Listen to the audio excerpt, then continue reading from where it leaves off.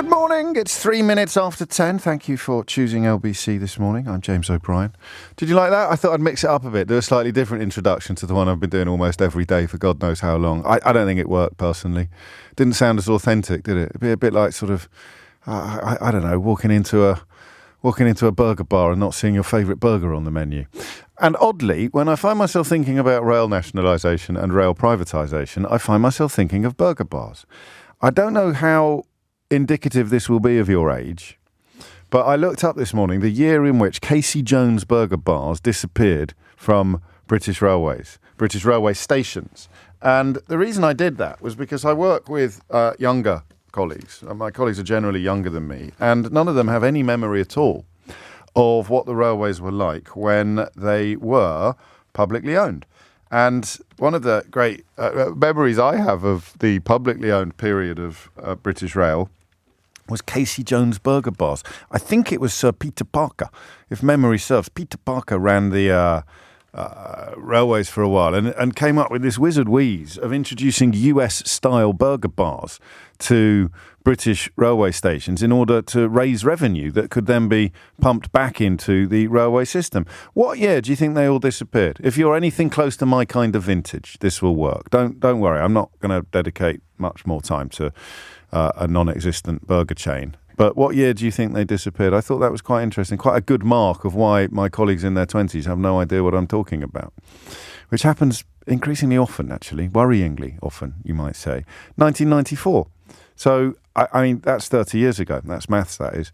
And if you, of course, you'd need to be conscious. So you'd have to be 38, 40 to have any memory at all of Casey Jones burger bars. And therefore, I would posit any memory at all of nationalised railways, because I think that the timing is pretty similar. It goes back further, doesn't it? The privatisation of railways. But I can just about remember what they were like. I can remember Terry Wogan, the broadcasting titan, Sir Terry Wogan. He was always making jokes about the BBC canteen and I think British rail sandwiches. It became a byword for public sector profligacy. The railways were a byword when I was young for why you should never let government run anything, why nationalised industries, along with British Leyland. Listen, I could be misremembering, but it's why British Leyland and British Rail became bywords for decline, even perhaps declinism. And I mention it today because the Labour proposal's getting some headlines this morning, despite the fact that really it's essentially a continuation of what was already underway with a little bit more heft. I like the word renationalise, and I like the time scale they've put in place. They will rationalise most passenger rail services within 5 years. So as the contracts expire, so they will bring passenger services back into public control. And then if you travel by railway, you'll be pleased to hear about automatic refunds for train delays and improved internet connections. That seems to me to be a really silly missed opportunity for anyone who's been in power for, say, 14 years, because internet connections on a train are a game changer. I don't really want to look at the plans. They're still frightened of using the word nationalisation. That was a good one from Gar. He reminds British Rail coffee is going up by 2p a slice. That's quite... got to stop doing these. You send me jokes at the beginning of the show and I get all distracted by them. It's very amateurish and childlike of me. So stop it. Stop sending me funny things at the very top of the programme and let me at least set up the grown-up phone in before we start messing around in the shallow end. I want to look more at what's gone so wrong, because there's a weird pendulum here, isn't there? You know, we use the pendulum paradigm when we're talking about change, whether it's political or social change. The idea that you have about a year where things are quite well balanced. So they go from being far too far in one direction, and then the pendulum starts swinging back, and then you have this weird period of time where things are okay, and then the pendulum starts swinging that way again. So nationalisation obviously saw the pendulum of British Railways go too far in that direction. They became sclerotic. They became hidebound by, I think industrial action was probably quite a big part of it. But also, I always think of carry on at your convenience. the Carry On film. I acknowledge that my cultural references so far on the programme have been a little bit dated, all right? I don't think that the Carry On films are confined to people who were around when they were made. The younger generation surely have enjoyed a little bit of Kenneth Williams or Barbara Windsor in their time. But Carry On at Your Convenience was a pastiche, really, of industrial relations, in which I think Sid James played the shop steward. And they would go out on strike at the drop of a hat. And it was funny at the time because it was redolent of reality. It reminded people of reality. So at one point, I think the people in the toilet factory who were in charge of polishing flushes were asked to also polish toilet seats. I've made that up, but the point stands. And therefore, they all went out on strike because you couldn't ask the flush polishers to also buff a toilet seat. If you did that, then everyone would go out on strike until the union had renegotiated terms and conditions. Now, I am a big fan of trade unions. I think, again, pendulum comes into play. Trade unions have too much power. They can bring a country to a standstill in pursuit, I would argue, in Arthur Scargill's case, of quite a vain political project. And then when they don't have enough power, you end up with Rupert Murdoch and Wapping and people being sacked left, right and centre without really having any recourse to justice. So the pendulum of the railways, I don't know when it hit the sweet spot. I don't know when the railways were good, but I do remember growing up. So now you'd be going back 30 years or so when I used them all the time. Never ever really setting off on a railway journey, contemplating the possibility of it not going swimmingly. You'd leave your home, you'd get to Kidderminster station, you'd get into Euston pretty much exactly when you expected to get into Euston. These are the days before mobile phones. So if you were delayed or if someone was meeting you or something like that, it was very difficult to get hold of them to tell them that you weren't going to be there, which means it never happened. Because if it did, you'd remember the stress of how the heck am I going to tell my mum that I've missed my child? Because it was stressful and you couldn't make phone calls. Could you make phone calls from trains? I don't think you could make phone calls from trains. You'd need a very long wire, wouldn't you, to make sorry. So why have they got so bad? 0345 6060 973. What has happened to our railways?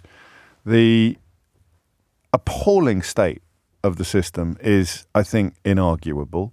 The idea that you set off on a railway journey confident that it will go according to the timetable, that withered on the vine some time ago. I'm interested in, that was it, it was B-days. They wanted to start making B-days, which in many ways is going to be the same sort of China work as a toilet, isn't it? But the union were outraged at the prospect of making B-days. And British Rail was a byword for that kind of union excess. And that's why the privatisation project was both popular and enacted. British Rail had been essentially brought to its knees by various factors, of which I think trade union excess was probably one. But the Kenneth Cope was the shop steward. I've got to stop doing this because then you just send me texts correcting my memories of 1970s comedy films. Kenneth Cope was the shop steward and Sid James was the foreman. You're quite right, of course, but that's not really important in the context of a conversation that we're hoping to have about the railways. What has happened to them? Is it lazy to suggest that this is, with the possible exception of the water companies, this is the best available example of what happens when the Tories get their hands on the national infrastructure? When the Tories get to sell what really belongs to all of us to their mates. And I grant you, the money that comes into the public purse, so it is, at least in theory, spent on all of us. But you look at what's happened to the water companies, the amount of money that has been taken out of those companies, while it is dwarfed only by the amount of sewage that has been pumped into our waterways. There's another story in the news today about how reluctant we all are to go swimming in the sea. Think about how sad that is. Only 14% of people are likely to swim in Britain's seas and rivers this summer because of raw sewage. Raw sewage. So there's a wonderful example of what happens when the Tories flog off stuff that belongs to all of us and instead turn it into cash cows to be milked by their plutocrat mates, or indeed sometimes by foreign government-owned utility companies. Is the railway the nearest comparison to that? The second best example? Because when I say simplistic or undergraduate, I'd quite like it to be more complicated, because otherwise it makes us look like patsies, doesn't it? It makes us look like a nation of lemmings. What's that you say? You're selling off our railways, and then someone over there, probably Tony Benn, says, oh no, you don't want to do that. Give it 20 years and there'll be an absolute disaster, and the only people who've done well out of it will be the people who bought the shares, and they'll have disappeared over the horizon to count all their money, and the rest of us will be left trying to get from A to B by donkey. And then we go, oh, it's 20 years later and he was right. That's what I mean by simplistic. I'd like it to be a little bit more complicated than that. But I'm not sure it is. One of the oddest things that's happened to me as I've got older, you're supposed to become more right-wing as you get older, aren't you? And I am now in the kind of tax bracket where every Tory budget makes me better off. It's, on one level it's great, although I will continue to vote against them. The weirdest thing is that you kind of wonder whether things are actually as clear and as simple as you used to think they were when you were very young. Why are the railways in such a mess? Because there is a brand of conservative politics that looks at everything as a potential profit pipeline. And if we let them turn anything into a potential profit pipeline, they will suck the profits out of it until the pipeline itself is in jeopardy or broken. Is it that simple? Is that what's happened? These companies have just sucked all of the profits through these pipes. Costs about 50 quid more to get to New York and back now, if you shop around for the flights, than it does to go to Newcastle and back in first class on a British train. Just riddle me that. New York and back on an aeroplane versus Newcastle and back on a train. So what has happened? And feel free to tell me that it is as simple as you suggest. We are a country that's been gaslit and groomed by right-wing media owners and right-wing politicians into literally handing over our sovereignty, you want to call it that? Handing over our national infrastructure, handing over our public utilities to the highest bidders, who then just suck the marrow out of the bones of our country until they're fat on it and there's nothing left for the rest of us to enjoy. I don't know. They know the price of everything and the value of nothing, suggests Peter, channeling Oscar Wilde this morning. And I guess you're right. Why do I want it to be more complicated than that? Because it's too depressing to think that we've been mugged in this fashion by all of the people who've made all of the money out of our railways while they have withered before our very eyes. So, question number one. What was nationalised railway like? You need to be a little bit older to answer that question, but I don't want everybody getting all rose-tinted and dewy-eyed this morning. What was the nationalised railway like? What does the prospect of renationalisation do to you as someone who remembers what they were like last time they were nationalised? And number two, why have they ended up in such an almighty mess? It feels like in the last 2 years, someone's pressed fast forward on the decline of our railways, doesn't it? It's only relatively recently. I tell you when I do my judging on this. I do my judging when I've got a book out, because I go on quite a lot of tours. I do quite a lot of book events, and I much prefer to travel by train, partly because I can't read in cars. I get motion sickness, and I love travelling on the train, historically. With the new book, which came out in November, it was a completely different experience from the first book, which came out 4 years ago. The second one came out during lockdown, so that doesn't really count. But with the first one, I'd get to the station, I'd buy myself a paperback, usually some crime fiction. I'd get a copy of Private Eye or something like that. I'd get into the train if it was at the weekend. I'd pay for an upgrade to Weekend First. If my ticket was being paid for by the book festival, they'd have already got me the fancy ticket. I go and get one of those nice seats where you can stretch out, spread all your stuff, put your headphones on the table, plug your phone in, and it would just be a lovely. That's 4 years ago. This time round, I'm more likely to be spending 2 hours standing at Paddington, staring at the board, wondering what the hell has happened to the train I was supposed to be on, because according to the actual departure schedule, it never existed at all. 0345 6060 973. Memories of the nationalised railways, but much, much, much more importantly, explanations of what has gone wrong. Hit the numbers now, you will get through. Shall we start Idiot's Corner early today? David Hack has been in touch. He says, we live, like it or not, in a capitalist country. If we don't like it, move to Cuba if they let you. Mate, they are literally renationalising the railways if they get into power. And that doesn't involve you or me emigrating to Cuba. It is essentially a socialist policy in a capitalist country. Because guess what? Politics is a little more complicated than your analysis allows. It's 10:18. 21 minutes after 10, and as is often the case on this programme, despite my pledges to do better and my efforts in that department, if you're listening in Scotland, it's a fairly weird exercise this morning because, of course, in Scotland, the ScotRail franchise was essentially taken away from the private sector in 2022 and put in the hands of essentially put in the hands of the Scottish government, an operator of last resort owned by the Scottish government, which was welcomed by all of the unions, ASLEF, RMT, TSSA. So I think that kicked off April of 2022.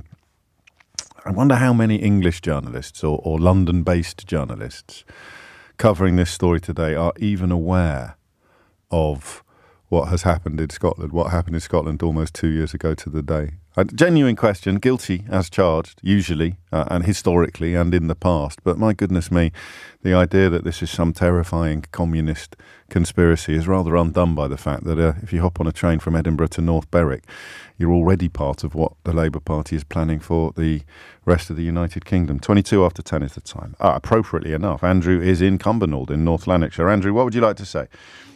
I would just like to say that I'm older than yourself, so I have very definite memories of the British Rail nationalised era, and sometimes it could be a bit rubbish. Sometimes. I mean, it was almost famous for being rubbish, wasn't it? I presume that underfunding was part of the problem. If the Tories wanted to privatise it, they would want it to decline. But it was more than a bit rubbish, I think.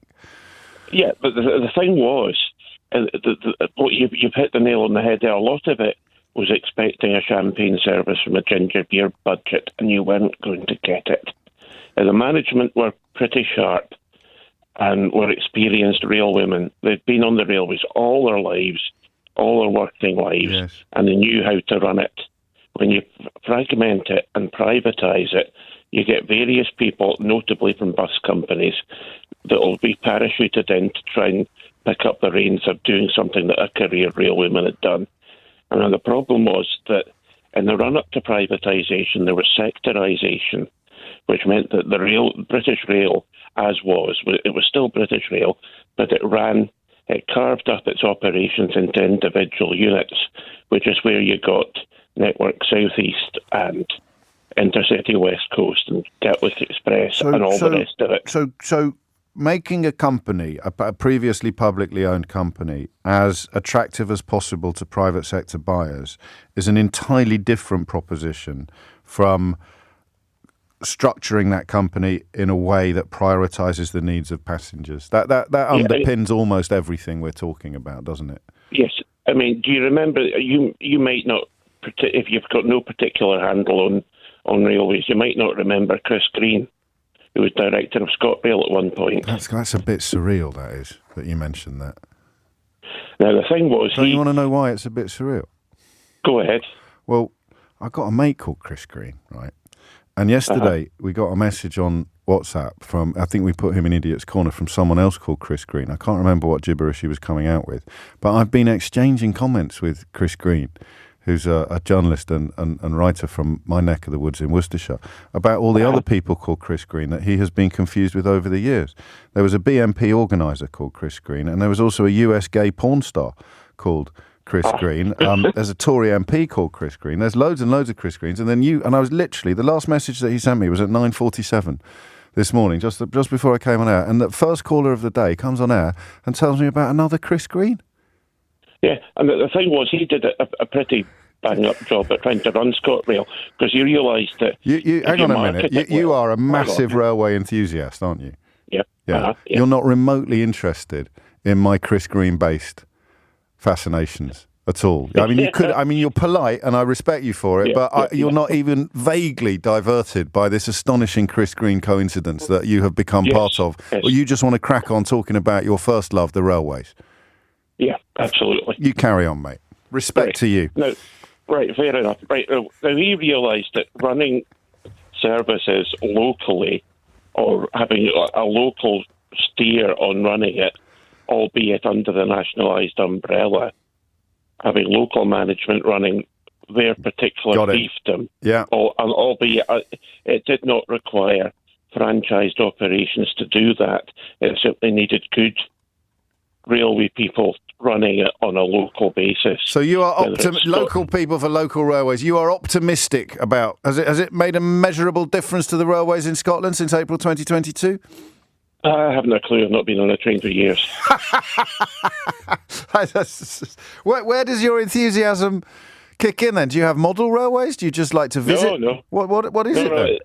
I always used to be, because I used to live in the Shetland Islands at one point, and there isn't a train to be had for so about where 200 does this miles. I mean, you were put through as a railway enthusiast, Andrew, and you haven't been on a train for years, and you used to live 200 miles away from the nearest station. Yeah. I think you've been missold, mate. You're going to come up in an advert soon on LBC. Have you been missold, Andrew, in Cumbernauld? Yes, I bloody was missold, Andrew, in Cumbernauld. Frank's in Hyde in Manchester. Frank, what do you reckon? Good morning, you man. How are you today? I can't complain, Frank. Do you know anyone called Chris Green? Yeah, I'll plead guilty. Obviously, I've got an enthusiasm for railways, but I was also a 30-year railway manager. Okay. To the point where I came out with an all-stations first-class free pass, and I was part of the privatization process. Okay. When John Major broke up the railways, he broke it into about 100 various parts. The doctrine of allowing the franchises to fall in and bringing the operation of trains, etc., under public control, Network Rail is already under public control, doesn't cure the ill. The big ill is that the trains are owned by the investment industry. They're owned by what are known as ROSCOs, rolling stock companies. Last year, those rolling stock companies paid dividends to their shareholders. £409 million. Spot on. Oh, look at that. Spot on. Boom. No government, Labour, Tory or whatever, has got the funds to buy out those rolling stock companies. So the trains will remain in private hands. What really sickens me to my back teeth is when I see perfectly good, usable, fast, comfortable trains on the end of a crane being sold to Mexico and Nigeria, which is what is happening as we speak. Well, you're not watching a crane as we speak. You're suggesting they are being sold as we speak. But what you actually said was that what you hate is looking at trains on the end of a crane. Well, you're not doing that as we speak, I don't think.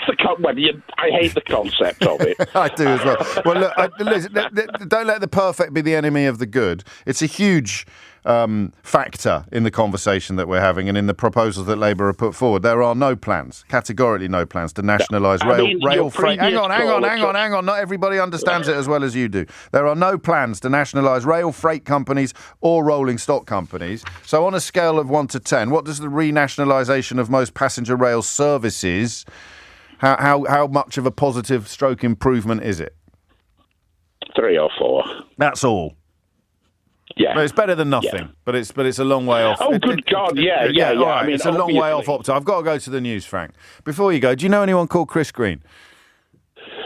Chris Green was one of the best managers we ever had. There you go. That's it. That's all I want. That's it. Amelia Cox has the headlines.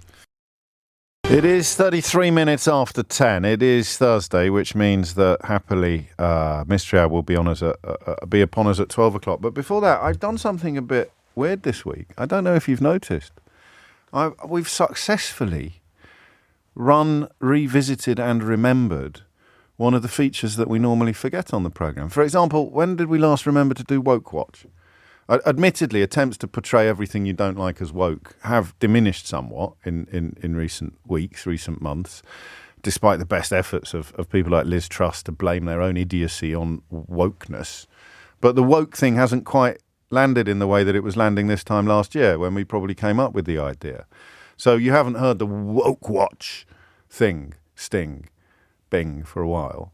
But what have you done? If you've been paying attention this week, what have we successfully actually conducted? I think Unhinged Headline might actually be sprouting roots. Do you think Unhinged Headline is sprouting roots? I think Unhinged Headline is sprouting roots. And the great thing is, I can't see it withering in the way that Woke Watch withered because of the lack of material or the diminishing amounts of material, because the Daily Telegraph has to keep publishing articles for as long as it exists.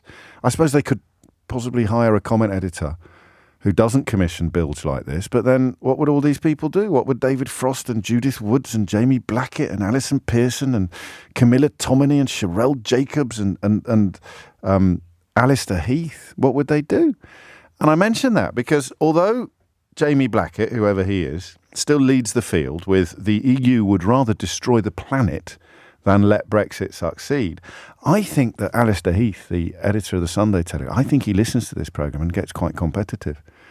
I think that Alistair Heath, who wrote "The international left-wing elites are well on their way to crushing democracy," and sundry other absolute humdingers of unhinged headlines, I think he's really cross that this Jamie Blackett newcomer has taken his crown as the provider of the most unhinged headline. And today he's fighting back, because today's unhinged headline is, well, it's quite extraordinary. Unhinged headline. We are the West's last generation before the new dark age begins. I haven't got any funny comments to make about that. That's been published in my late father's old newspaper today in good faith and with a straight face. We are the West's last generation. What are you going to do? That'd be a good phone-in. What are you going to do before the new dark age begins? Because we are the West's last generation before the new dark age begins, according to the man who edits the Sunday Telegraph newspaper and is a senior comment writer on the Daily Telegraph. The new dark age, what are you going to do? It's a bit like what would you do if they sounded the 4-minute warning, isn't it? Do you know what John Betjeman said? John Betjeman said if they sounded the 4-minute warning, he would make his way to the haberdashery department at Peter Jones Department Store in Sloane Square, because he said, the late poet laureate, he said, nothing bad could ever happen there. In the haberdashery department at Peter Jones Department. What a beautiful thing to say. But no, it's not the 4-minute warning. It's the end of civilization. That's presuming that the EU don't destroy the planet first. So what you have here is two Daily Telegraph comment writers offering up different versions of the apocalypse. Jamie Blackett suggests that the EU will destroy the planet before it lets Brexit succeed. I think we're quite safe on that, because the chances of Brexit succeeding are about the same as the chances of this writer winning a Nobel Prize for Literature. But in the alternative apocalypse under Alistair Heath, it's the new dark age that's about to begin. So the planet will survive, but presumably we'll all be drinking out of troughs and eating acorns again. So we are the West's last generation before the new dark age begins. What will you do before the new dark age begins? 0345 6060 973. Well, what is the book that you need to finish before we run out of light? What is the meal? What's the restaurant you've never visited before we resort to eating raw food again, or have to survive only on what we can grow by our own fair hand? What's the box set you're going to squeeze in before your television conks out forever? More. I'm only 2 episodes into Baby Reindeer at the moment, which is, I've cringed myself inside out watching that, but my goodness me, it's incredible television. Hopefully I'll get to the end of that. I think it's only 6 episodes. I'm going to get to the end of Baby Reindeer before the new dark age begins, but will I have time to get started on season 3 of Slow Horses? These are the questions that Alistair Heath has posed for all of us this morning, with his very sensible and completely sane warning that we are the West's last generation before the new dark age begins. Unhinged headline. Back to the railways. Philip's in Coolbellup in Australia. I kid you not. What would you like to say? Coolbellup. Coolbellup. Carry on. Yeah. Well, before, when they were nationalised, they were actually reasonably well run. I used to go from Newcastle to London, not often, but you get the train and you could get on and have the proper British Rail breakfast, which was a wonderful thing to have. You know, a proper sit-down breakfast, proper silver service. But the railways that was only in first class, wasn't it? No. Anybody could go in. Then they changed the rules a bit later on. You had to have a first-class ticket. All right. But that was the couldn't dining afford a car. first class. No, the dining car, wasn't it? The dining car. I mean, this might not have been financially efficient, Philip, despite the fact that you got your full English of a morning, which I respect the importance of that in your memories, but it doesn't necessarily speak to a well-run business. Well, it got people on board, I think, and it was faster, really, than getting the plane. Yeah, because you're right in the middle. But it was very underfunded. That's the other point. It never had enough money to do it the way it should have been done. Everything was sort of done because it was controlled, I suppose, by the Treasury. I don't know. But isn't it supposed to make? So did they take more? Did they take money out of it and then not spend it back on it? Because it should be able to run itself. Do you see what I mean? The profitable lines can subsidise the less profitable lines. Yeah. I don't know. No, nor do I. This isn't the best phoning ever. To remember is that the Labour government nationalised all forms of transport in the fort. But when the Tories got in, they sold. They kept the canals, kept the railways, and sold off the profitable side, which was the road transport. So they sort of kept the government subsidising things, Yeah. But yeah, it was quite well run. It was all right. Yeah. And you got to play. What did you normally have for breakfast? What would be your choice or order choice normally? Oh God, it's over 50 years ago now. Well, you rang me. Well, that's the first thing you mentioned. I'm just doing some journalism. I'm doing some journalism, Philip. But bacon, eggs, black pudding, beans. Beans, a bit controversial, really, on a full English. Don't think they did beans in those days. That's probably where they went wrong. And then you'd get a big coffee pots. Oh yeah. And how big? Proper coffee pot. And toast, lots of toast, Frank Cooper's marmalade. Frank Cooper's marmalade. What are the railways like in Coolblup? We don't have much of a railway here in WA. No. Again, the Liberals. We used to have a lot of railways for freight, for wheat.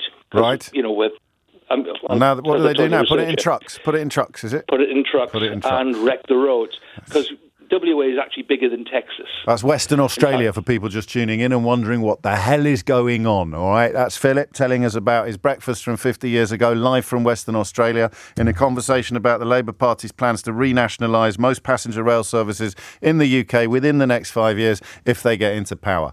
It's all going on here. Hold on to your hats. Bill's in Marlow. No, he's not. He's in Harlow. Bill, what would you like to say? Well, I think the reintegration of the railways is the only logical step because they've tried fragmentation. I started work in 2001 for Balfour Beatty as an infrastructure company, then got tupied over to Network Rail and then progressed. I retired in 2020 and the integration was the only thing that would ever work. The biggest single problem is that there are so many people dipping their hands into the big pot to take the profits. Well, that will continue in the two sectors of freight and Roscoe, the rolling stock, which I think the RMT have been calling for the nationalisation of rolling stock for years. But if people are still making a ton of money out of it, it's unlikely to see how that happens. What was the biggest mark of decline during the 20 years or so that you were working for the infrastructure company? Well, actually, it wasn't a mark of decline. It was when we got away from the infrastructure companies that money was actually available. It then started going downhill again when it was taken back in-house because it was off the books. They took Network Rail and took it off the government books.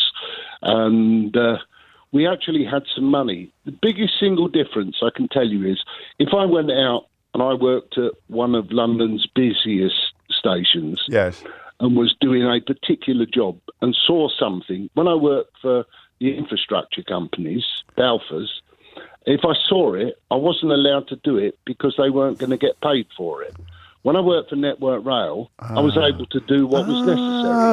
Okay, I get that. So that's a sort of variation on the 80 quid to change a light bulb in a hospital after the privatised companies have been given the contracts. And it's also, actually, to show why this conversation has some sort of root in reality, it's also the private sector equivalent of the carry on at your convenience crew downing tools when they were asked to make bidets instead of toilets. So that's what I meant by the pendulum. So you can have, that's a really good example, actually. So excessive privatisation consequence will be, I'm going to walk past something I can fix, but I'm not going to fix it because my company hasn't got the contract to fix it, even though I know that's going to cause a train delay later today. And then swing the pendulum all the way to trade union. I'm going to walk past something I can fix, and I'm not going to fix it because I'm a wheel tapper, and that's a job of a shunter. And if I start doing the shunter's jobs, then we'll all be toast by Christmas. Can't believe we brought it back to toast. Peter's in Solihull. Peter, what would you like to say? Good morning. Hello. You can't really have a discussion about the railways. You're telling me. Without, yeah, thank you for the offer. Without mentioning Dr. Beeching and what happened when we had a Minister of Transport who was called Ernest Marfels, who coincidentally happened to be connected to a road transport company. Yes, and he asked Dr. Beeching to rationalise the railway system, which did need rationalising. But Dr. Beeching cut the heart out of the railway system so that it no longer became a proper transport system. It became a skeleton of what it used to be. It served all the mighty metropolis, but you couldn't get a train and then change at a big station and go to a little station. Well, you exaggerate slightly. But, I mean, you could still, I'm just thinking about your neck of the woods, you can still go from Dansey to Woodend, can't you? You can still get on at Moore Street and make your way to Tamworth in Arden and stop at all the little branch lines along the way. He didn't shut it all down, and his defence would be that they closed down the inefficient or the non-profitable ones, but they went far too far. I mean, the conversation, so... We're not going to go back on that. I don't know how relevant this is to the conversation today, Peter, because nobody is going to suggest reopening stations where there isn't even any track anymore, are they? Well, they are, in fact, doing that. I mean, there's a place called Castle... No, they're not relaying the track, but they're opening stations. There's a place called Castle Bromwich, which used to have a railway station. It used to have an aerodrome, actually. Right. But they're opening that. But, I think when we had an integrated transport system where you could get off the train, the bus would be waiting for you, you could get on the bus, you could send a parcel, they unloaded it off the train, and it went on one of these rather strange-looking transport things, and it was delivered to your door. The whole thing was integrated and it worked really smoothly. But this is not, I mean, there's nothing in the Labour proposals that speaks to what you're describing, is there, really? No, but if you, let me finish, but the real reason currently, talking into current day, but you have made reference to the past history, which is why I mention it. Yes. But why our current system is so stupid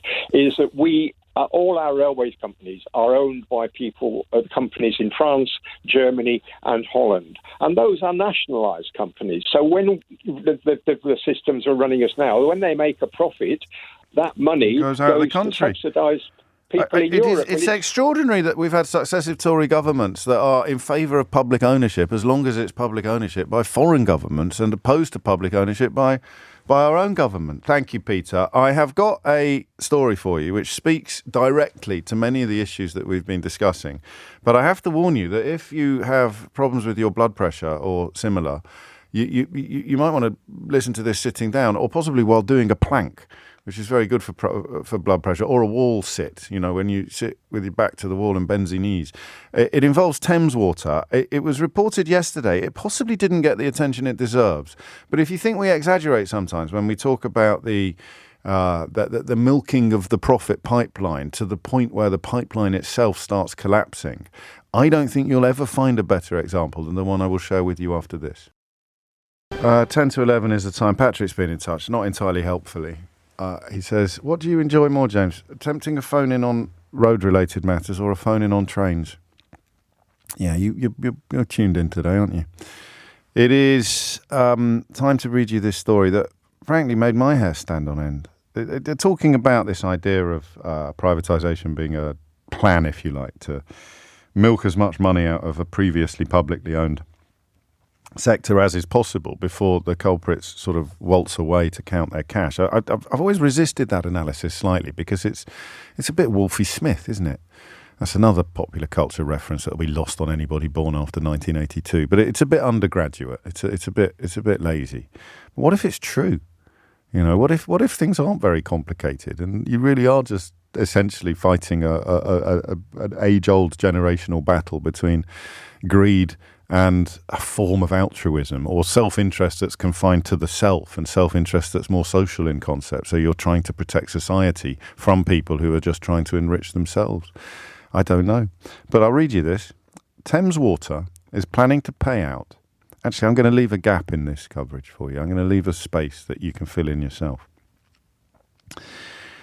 Thames Water is planning to pay out X pounds in dividends over the next decade, despite growing fears over the company's collapse. It's a Daily Telegraph exclusive from yesterday. I should stress that while their comment pages are a curious combination of comedy and ridiculousness, there are still some decent journalists on the newspaper doing decent journalism. This is an example of it. In a revised business plan submitted to the regulator Ofwat, bosses of the troubled supplier said they intended to keep rewarding shareholders even as financial pressures push it closer to bankruptcy. According to figures buried in a spreadsheet containing more than 100 tables, Thames Water plans to pay around X pounds in dividends between now and 2035, consisting of payouts of up to X million pounds a year. It also includes around, and now I'll start filling in the gaps for you, £860 million in dividends between next year and 2030. Shareholders had pledged to invest more than the £750 million by 2025 before they cut off funding last month. And now with the gaps filled in, Thames Water is planning to pay out £2 billion in dividends over the next decade, despite growing fears over the company's collapse. In many ways, I'm not going to lie to you, the phone-in about the railways has not gone as well as I hoped. It's no one's fault but mine. Clive has been in touch to suggest that I should have done more homework, and Clive may well have a point. But in many ways, the conversation that I wanted to have about the railways is the same as the conversation that we would have about water. If I said to you that on the day after the Telegraph published its report that Thames Water plans a £2 billion shareholder payout, despite the threat of collapse, appears the day before, the Times reports that only 14% of people are likely to swim in Britain's seas and rivers this summer because of raw sewage. Figures released last month showed that sewage spills in England doubled to 3.6 million hours last year. And the question I want to ask, and I think I possibly failed properly to communicate to you, is how has that happened? How have we seen railway companies provide fortunes for their shareholders, including foreign governments who own companies, same with water actually, while the service that the customer enjoys has gone off a metaphorical cliff? And with the railways, the second part of that question would then become, do the Labour plans to renationalise the passenger services, to bring passenger services into public control? They're careful not to use the word nationalise in their documentation. But does that represent any particular hope for the future from the perspective of passengers? And somewhere in there is a précis of modern politics. Somewhere in that tension between profits for shareholders and provision for punters, customers, users, passengers, somewhere in there is the essence of 21st and 20th century politics in this country. Tony asks, when does the Thames Water scandal become criminal? And I don't know whether that's a rhetorical question or not, Tony, but that figure of £2 billion, even as the company teeters upon the brink of bankruptcy, and the water for which it has responsibility, or the services for which it has responsibility, stand responsible for a large contribution to the 3.6 million hours last year in England alone that saw sewage spilling into our waterways. And 10:55 is the time. And oddly, I stumbled across a speech from the last couple of days made by Mark Carney, former governor of the Bank of England, this morning, when I was busy, Clive, researching for the programme, busy doing my homework, although possibly not the right homework. But I was struck by this because I think he nails one of the reasons why this kind of stuff happens. I think he and remember, there are two types of people in this country: people who think that the former governor of the Bank of England understands matters economic, and people who think that Jacob Rees-Mogg does. Okay, and I don't even say that mischievously. There will be people listening to this programme now who genuinely think, oh, I'm not listening to that Mark Carney. What's Jacob Rees-Mogg got to say about it? So there are two types of people. It's that you can divide the entire country along these lines. Who would you trust more? Mark Carney, one of the world's leading central bankers and former governor of the Bank of England, whose predictions about a variety of issues have been proved right, although, of course, economic forecasts are never infallible, or Jacob Rees-Mogg, a penny farthing in human form who has been proved categorically wrong about everything to do with the single biggest political issue of his entire career. So who are you going to trust more? And there are people listening to this programme at this moment going, well, Jacob Rees-Mogg, obviously. Shish, you communist. Anyway, this is Mark Carney speaking a couple of days ago. Some right-wing populists that see current anxieties as an opportunity to stoke anger because anger is what's necessary for their project. After all, people don't demolish things when they're positive or optimistic. I know this. I know this from my time in the UK, where for years the rallying cry of Brexiters was broken Britain. And their solution to take back control was actually code for tear down your future. So while Brexiters promised that they were going to create Singapore on the Thames, the Truss government actually delivered Argentina on the Channel. Broken Britain. Does that sound familiar? When politicians claim our great democracies are broken, it's not because they want to fix them. It's because they want a license to demolish. And, of course, you can say the same about our judicial system, membership of the European Convention on Human Rights, even NATO membership, if you listen to Donald Trump sometimes. And I just thought that was worth playing to you because he's actually warning Canadian voters. He's warning Canadian people about the dangers coming in from similar political projects to the one that he saw kick in here. And it sat, I thought, very gently with the David Cameron quotes from yesterday, which the Daily Mail today attacks and the only people it can bring into the public space to attack David Cameron are Nigel Farage and Jacob Rees-Mogg, because what he says here is just true. Hand on heart, if this had come up when you were PM, would you have gone for this policy? Well, we had a totally different situation because we had a situation where you could return people directly to France. Now, I'd love that situation to be the case again. That's the most sensible thing. People land on a beach in Kent, you take them straight back to France, you therefore break the model of the people smugglers. So shouldn't you be trying to get that? Well, that's not available at the moment. It's simply not possible at the moment. Because of Brexit? Well, because of the situation we're in, because of the attitude of others and all the rest of it. It's not available at the moment. So you've got a choice. Do nothing. That is the Keir Starmer choice. Talk about it, talk about faster processing, talk about this, but ultimately do nothing. Or you take innovative action to say, if you come to Britain illegally... 4 minutes after 11 is the time. You are listening to James O'Brien on LBC, where we turn our attention next to a story that should really have gone away ages ago. It was in the 2019 manifesto, would you believe? Who can remember who was the 2019 general election fought between? Anybody? Bueller? Who's the 2019 manifesto election? And I think the 2017 one as well. Theresa May pledged to get rid of no-fault evictions. When was that one? Was that 2017? And then by 2019 it was Johnson. Funny, there was a book that just detailed all of this period of British history in forensic and best-selling detail. I guess someone's going to have to write. What's that you say? Someone already has? Oh, gosh. Definitely contained no-fault evictions. No-fault evictions were definitely in the 2019 manifesto, and I think they might have been in the 2017 manifesto as well. And yet you have a situation yesterday in the House of Commons where they managed to pass legislation which appears to have annoyed absolutely everybody. There are two camps here. Let me begin. Shall I tell you the way this works, if we turn our attention towards rental? I like conversations about rental because they're nuanced and complicated, and a lot of people refuse to accept that.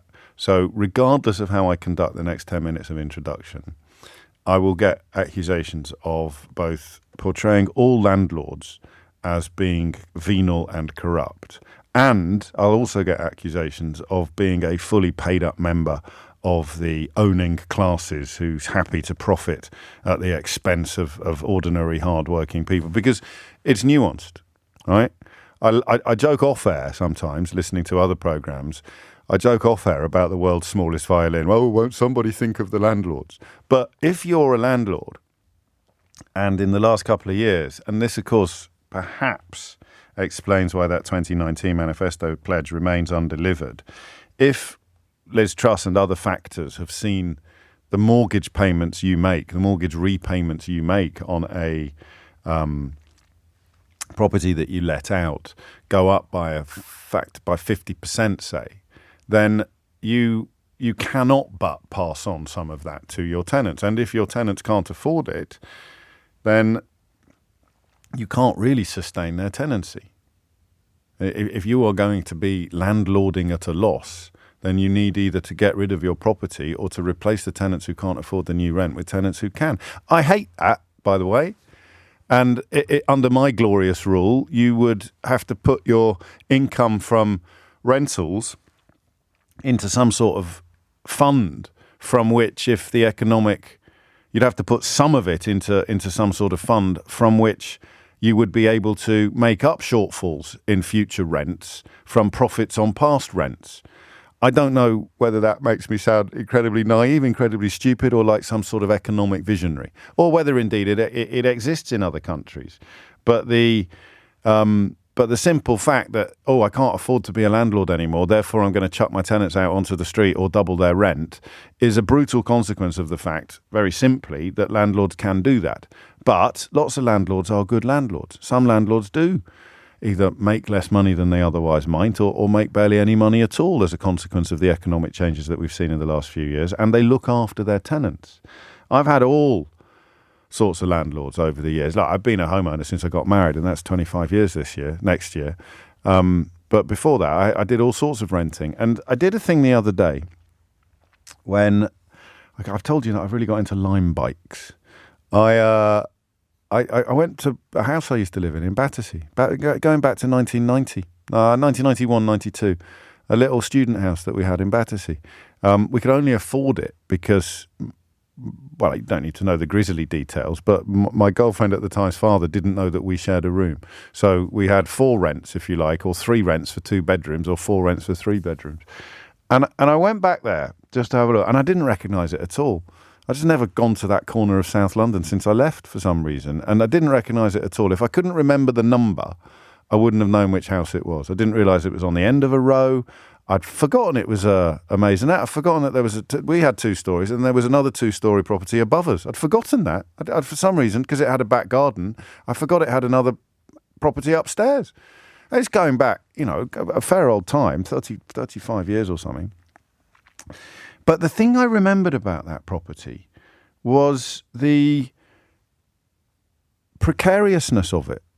Because one friend moved out, and unless we could find someone else to move in, we were going to lose it in at the end of the month.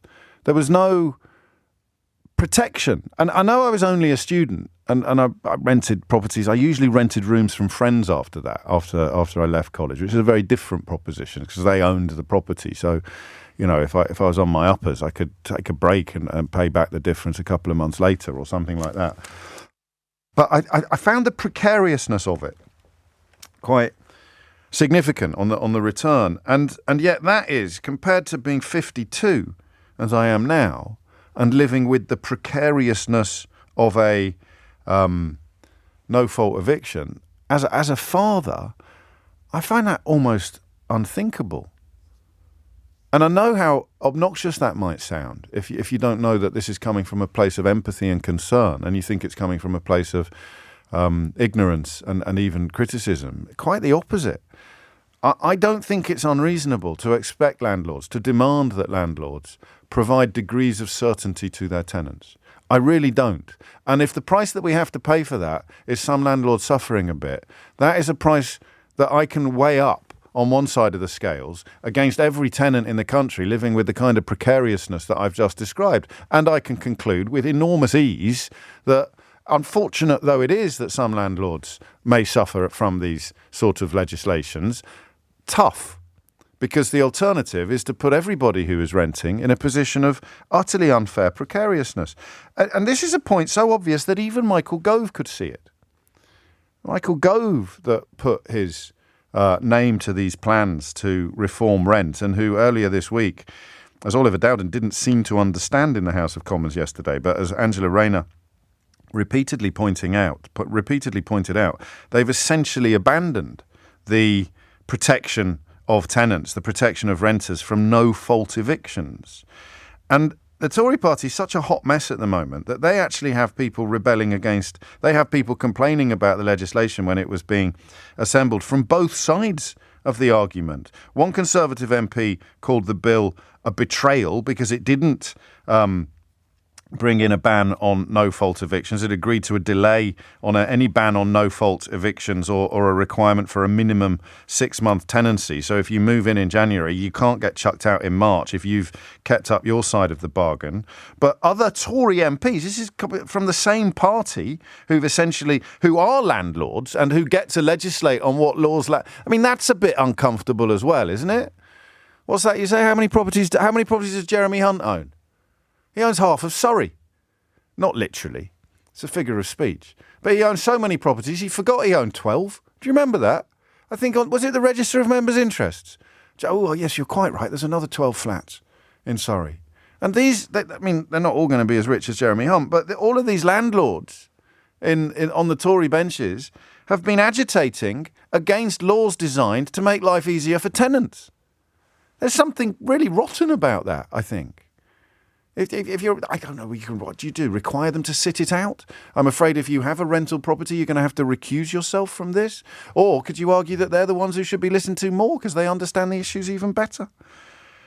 And so on the other side of the Tory party, you've got people complaining that the climb down has not gone far enough. They haven't climbed down far enough. A chap called Anthony Mangnall, who's been leading that faction of Tories, saying that it's going to interfere with property rights and lead to landlords deserting the market. And I thought that was fascinating. He said the consequences of removing fixed-term tenancies is essentially the state turning around and saying to individuals what they can and cannot do with their own properties. To which my response is, yes, that is true.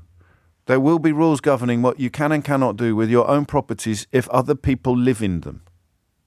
And I don't think that's politically even controversial. It's a certain type of Tory that cannot get their head around the tension here between property ownership and basic humanity. You can't tell me what to do with my own property. I've got 48 children living in a hole at the bottom of my garden. And absolutely, you just say, no, there's property and there's property. There's property that is an asset. And there's property that is somebody else's home. And then there's property that is both an asset and somebody else's home. And if there is somebody else's home, then what is the point of having a society if society does not enact legislation to protect the people living in that home from the potential greed of the person that owns it? Or from the whimsy of the person that owns it? Or from the cruelty of the person that owns it? It's not outlawing landlording, although there might well be a case for that. It is simply saying that you cannot chuck those people out because you've suddenly lost a bit of money on the horses. Or you can't afford to be a landlord, I would argue, if you can't afford to provide a fixed 6-month tenancy. If your financial arrangements are so delicate that 2 months of receiving no rent will mean that you can't afford to keep the mortgage payments up on the house, then you've got no business being a landlord. Now, I know that this in some ways pushes the privilege of being a landlord back towards the very wealthy and takes it away from the middle classes and the retired people doing it as an investment. But again, I cannot really get my head around why I'm supposed to worry about you more than I worry about the family over there that are going to be out on their arse because the landlord has done his sums wrong or endured a little bit of bad luck. And that seems to be the tension that has riddled the Tory party on this issue. On the one hand, won't somebody think of the landlords? And on the other hand, all I want is a modicum of certainty that my home will be my home for a fixed period of time. So that's the politics of it. Fill your boots, 0345 6060 973. The question I have for you is what it's like to live with precariousness. What it's like to, and I mean this high-level precariousness. We're all, what do they say? We're all 2 paychecks away from oblivion, or, working out what will happen if the wheels fall off. How long will you have? How long will you be able to sustain even a semblance of your current lifestyle if it all goes wrong? I don't mean that. I mean that you're keeping your end of the bargain. You are doing everything right. You are playing the game, and you rent your family home. You rent your property. What is it like to know that you can be turfed out at any point? 0345 6060 973. Because I don't think people like Anthony Mangnall have ever stopped to think about that. Someone just check whether he's a landlord himself, will you? And then let me know. You can WhatsApp 0345 6060 973. I don't think that they even think about, when they make these pompous pronouncements about the state turning around and saying to individuals what they can and cannot do with their own properties. You are turning around and saying to individuals what they can and cannot do with their own home, up to and including staying in it for a fixed period of time, not forever, but you just know that you're safe until June, or you know that you're safe until Christmas, or you know that it's yours until 2025. And these people seem to be resisting that. So what's it like to live with the precariousness? 0345 6060 973. And why should landlords not be forced to accept a ban on no-fault evictions and introduce a requirement for a minimum of 6-month tenancies? If you can't stomach either of those things, then you need to stop eating avocado toast. You need to cancel your Netflix subscription. You need to stop going on so many fancy holidays or going to Glastonbury every year. If you can't afford, as a landlord, to accommodate a ban on no-fault evictions and a requirement for a minimum 6-month tenancy, then you've got no business being a landlord. You should jog on. There's almost certainly stuff I'm missing here, but there's an awful lot I'm not. Hit the numbers now, you will get through. And you will get through on this. 0345 60, because you've got to have proper insights. And I'm not having lazy, I'd sold a house in 1964 kind of stuff. I want to know, A, what it's like to live today with the knowledge that you could be out on your ear any minute now. There's nothing you can do to have certainty or support, but equally the politics of saying to tenants, tough, and saying to landlords, oh yes, of course, it's completely unreasonable to expect you. Is there any other business where you can be so bad at it that you can't offer any guarantees to your customers? You're allowed to just sell them something and then take it away from them, or rent them something and take it away from them at any point, at any moment, even if they've paid their dues, even if they've paid their subs, even if they've kept up their end of the bargain. You can just turn around and rip up the contract and wave goodbye whenever you want. It's Victorian. In fact, the more you think about it, the more Dickensian it becomes. Unless, of course, it doesn't. 0345 6060 973 is the number you need. It's 11:19. 21 minutes after 11 is the time. So the reality of renting in 2024, particularly with reference to the government's failure yesterday to deliver on a 2019 manifesto promise to both ban no-fault evictions and require landlords to introduce minimum 6-month tenancies. What's it like to live with that uncertainty? And the politics of it. Is it really revolutionary or even remotely left-wing to suggest that if landlords can't afford to accommodate those two requirements, then they're in the wrong business? That's all. I'm not calling for a redistribution of wealth, and maybe some problems would arise because if we take all the landlords out of the equation who can't really afford to be landlords, can't afford to be good landlords, can't afford to be fair and decent landlords, if we remove all the landlords who maybe even quite like to be fair and decent landlords, but they can't afford it, then would the whole rental market collapse under the weight of their exodus? I don't know. Julie's in Liverpool. Julie, what made you pick up the phone? Hi. Hello. It's not me in the situation, but my daughter, who's 23. She's moved down south to Colchester, and her and her partner signed a lease for 12 months for a flat. Yeah. Now, they realised that there was a clause that after 6 months it could be, ended. Right. Anyway, they moved in December, and then a couple of weeks ago, they'd come home from work and the lights were on in the flat, and they were going, what's going on here? Because as though somebody had been in the flat. And then a couple of days later, the front door just opened, and a bloke just walked in and said, I'm viewing the flat. Crikey. To buy it. A few days later, the same thing happens again, and my daughter was in there on her own. Well, someone had given a potential buyer the keys, or it was an estate agent showing people around? Yeah, well, no, they weren't with an estate agent. They were on their own. And then about 3 weeks ago, she rang me. She didn't want to upset me.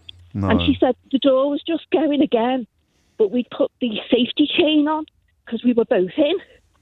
And it was a surveyor. And he was trying to access the house, the flat. And he said, didn't you know it had been put up for sale? And it had been put up for sale a month after they signed the lease. Really? And no one had told them. Well, he might be in breach of the law as it stands. It's a lady. That's no lady, Julie.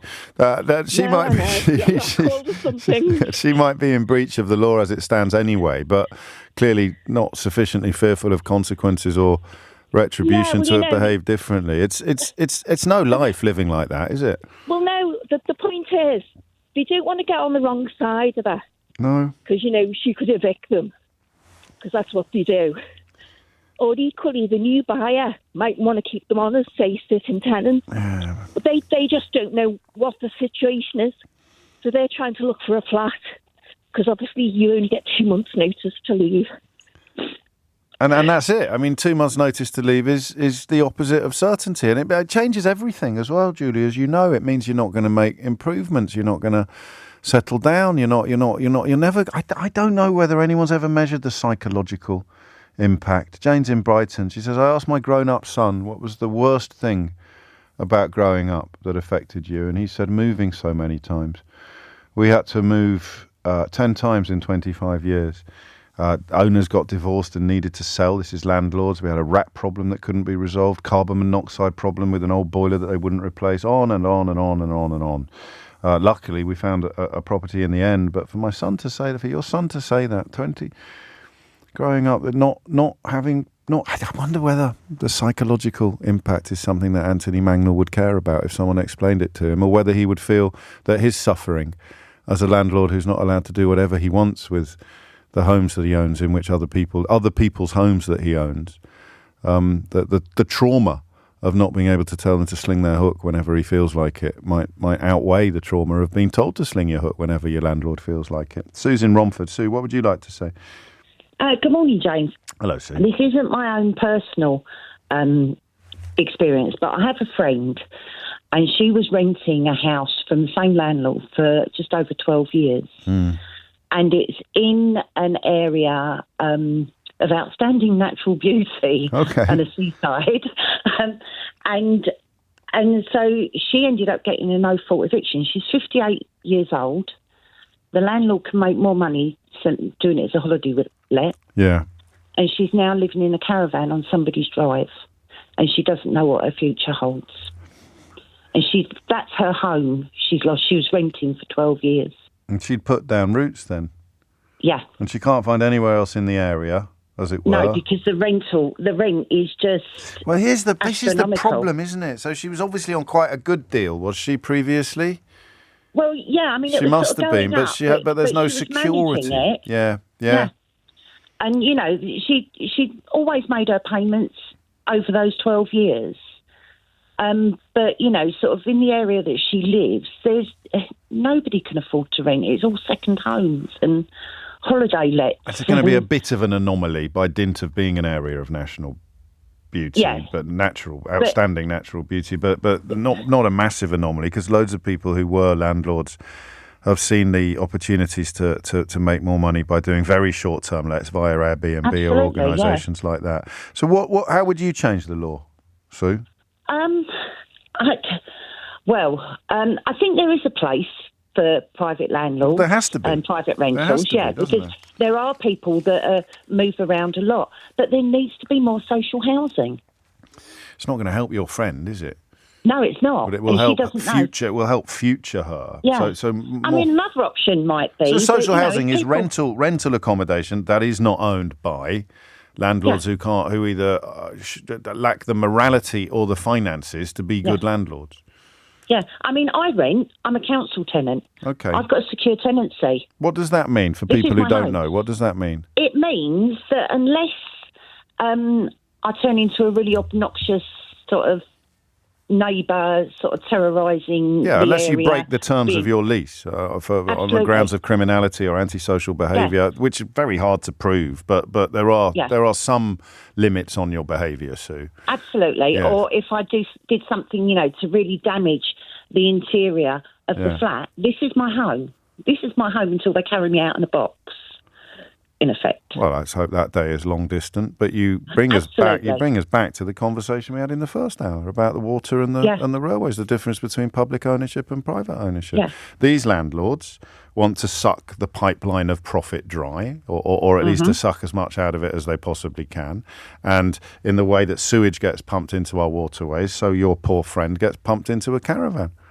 Yeah. So that somebody else somewhere can make more money than they would otherwise have made, even though the money they would have made before was perfectly adequate. Thank you very much. I'd like more, please. Yeah. Yeah. Crikey, I should have spotted those signs earlier, Sue. It's only because you explained it all so well that I saw the parallels with the railways and the water companies. So in many ways, the landlord-tenant relationship, when you introduce social housing, as Sue just did so powerfully, is similar to the sort of shareholder-customer relationship. And what Anthony Magnell is saying as a landlord or as a champion of landlords is, I don't care about the people living in the house. I don't care about the people who want to swim in the rivers. I don't care about the people who travel by train. How dare anybody try to put limits on how much money I can make out of this asset, whether it's a share in a water company, a share in a railway company, or somebody else's home.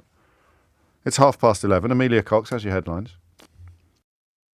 11:32 is the time. It's always a tension, isn't it? It's a tension between interests. In this case, the interests of the landlord versus the interests of the tenant, and it's why controlling the discourse is so important as well. Whether you're talking about anything or trying to control the discourse, whether you're talking about anything from the Middle East to the state of the railways, and somehow the idea that landlords don't have it easy has really taken root in this country. Perhaps it's a consequence of who controls the levers of power, or who controls or has the most influence over discourse. But, the idea really that you can't chuck people out for no reason, regardless of the difficulties that causes you. You knew when you signed up to be a landlord that from now on you can't chuck people out with no reason.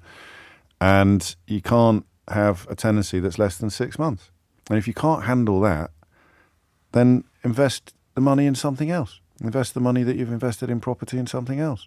You might not get the same returns, and there's a fundamental unfairness here that favours the rich, but hey-ho, the alternative is communism. Capitalism favours the rich, always has done, always will. That's why they like it so much. Mark's in Tamworth in Staffordshire. Mark, what would you like to say? Good morning, James. Hello, mate. I recently retired from the police force and took on a job as a housing solutions officer for a local borough council. Basically, I deal with all the renters who have given Section 21 notices and faced with homelessness, and work on their cases and try and alleviate their situation or prevent them from becoming homeless.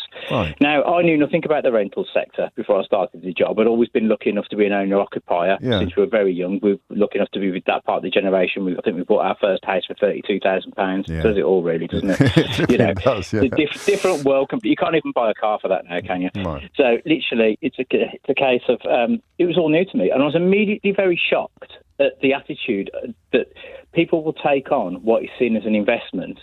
And as we're all told when we invest in things, the value of your investment can go up as well as go down. You could take this risk.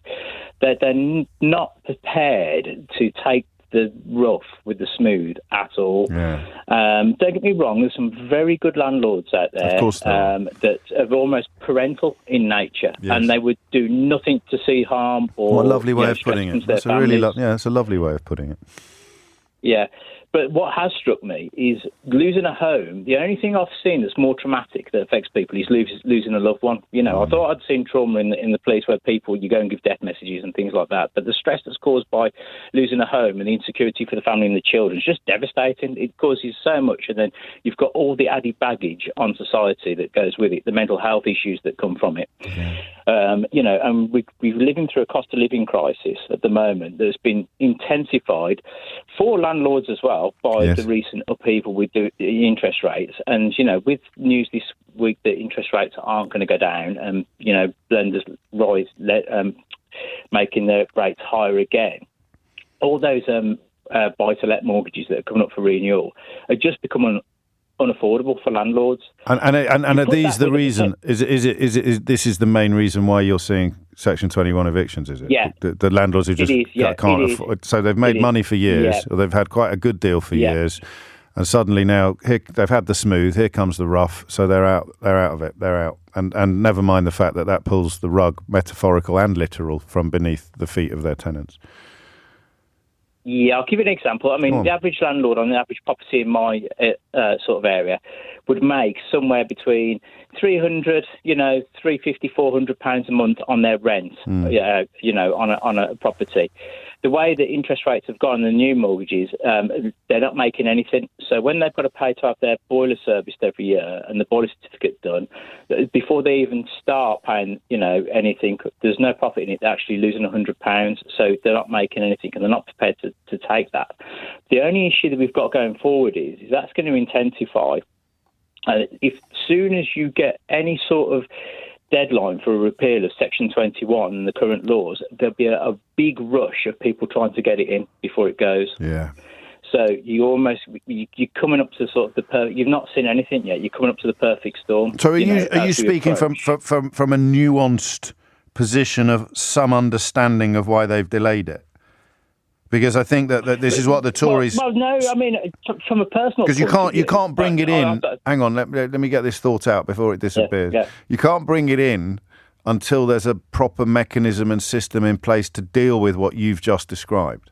That would be the argument used by Anthony Mangnall, the leader of the Tory MPs, pressing for changes. He would want the landlords to have. Before you bring these rules in, there has to be a mechanism in place to somehow prevent the exodus, the avalanche that you describe. Yeah, I should imagine so. Like I said, there's got to be some safeguard, because if you're a landlord and if you've got, if you're a hobby landlord, you've got one or two properties, or you've got a large portfolio, and you're looking at what things are going to happen in the next 12 months, or 18 months, you're planning ahead, and then somebody says, actually, we're going to get rid of Section 21 now. All you're going to do is you're going to go through your portfolio, you're going to pick the worst properties that you've got, or with the tenants, unfortunately, you think, they might not be financially stable going forward. And you're just going to have a call. That's it. While you've got chance. So there would have to be some mechanism afterwards. You can't have like I said, there are good landlords. You can't have landlords taking all the impact of mismanagement of the financial situation in the rental market for eons, because that's what's basically brought it about. There's got to be some protection there for them.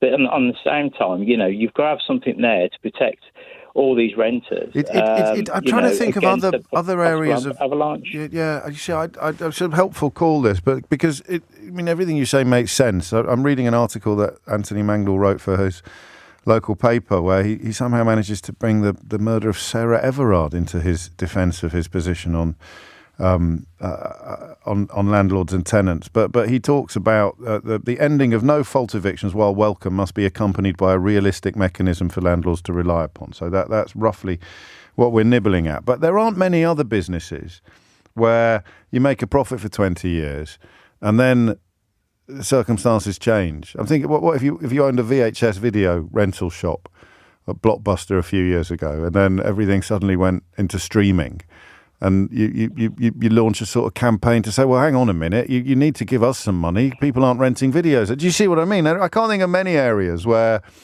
capital or wealth or the investment, the people who've made the investment expect some form of protection from the vagaries of a market, because they will make a profit from that asset, and they have made a profit from that asset, but there might just now be a little period of time where they don't make much profit from their asset, and they should somehow be compelled to suck that up.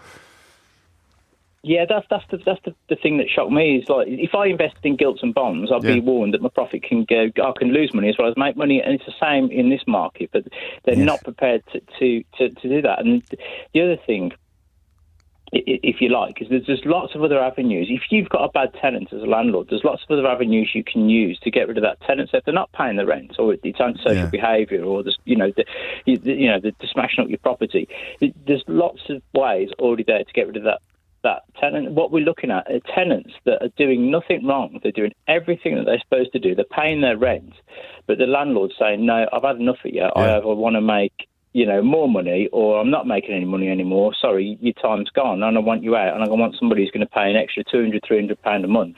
Or, as it's happening with a lot of them, they're just getting rid of tenants and just selling up and cashing in on their investment after having the properties for X amount of years. Because they might not have the income from it, but they've still got the appreciation in value that they've enjoyed since they bought it in the first place. Finally, Mark, and a bit lazy of me, but if, as someone who arrived objectively in this sector, not quite unexpectedly, you knew what job you were applying for, but with no experience or real understanding of the dynamics in play, the system as it stands, if I wanted you to ratio it, and like say 52-48, in favour of landlord versus tenant, where would you put the numbers? As it stands now, how would you describe the balance and who has got the power?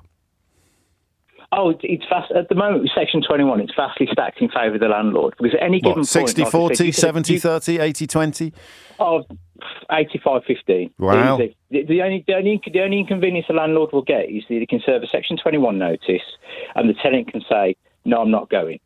And then at the end of the Section 21 notice, a minimum of 2 months, the landlord would then have to go for a possession order at court, which will cost them £425 at local county court.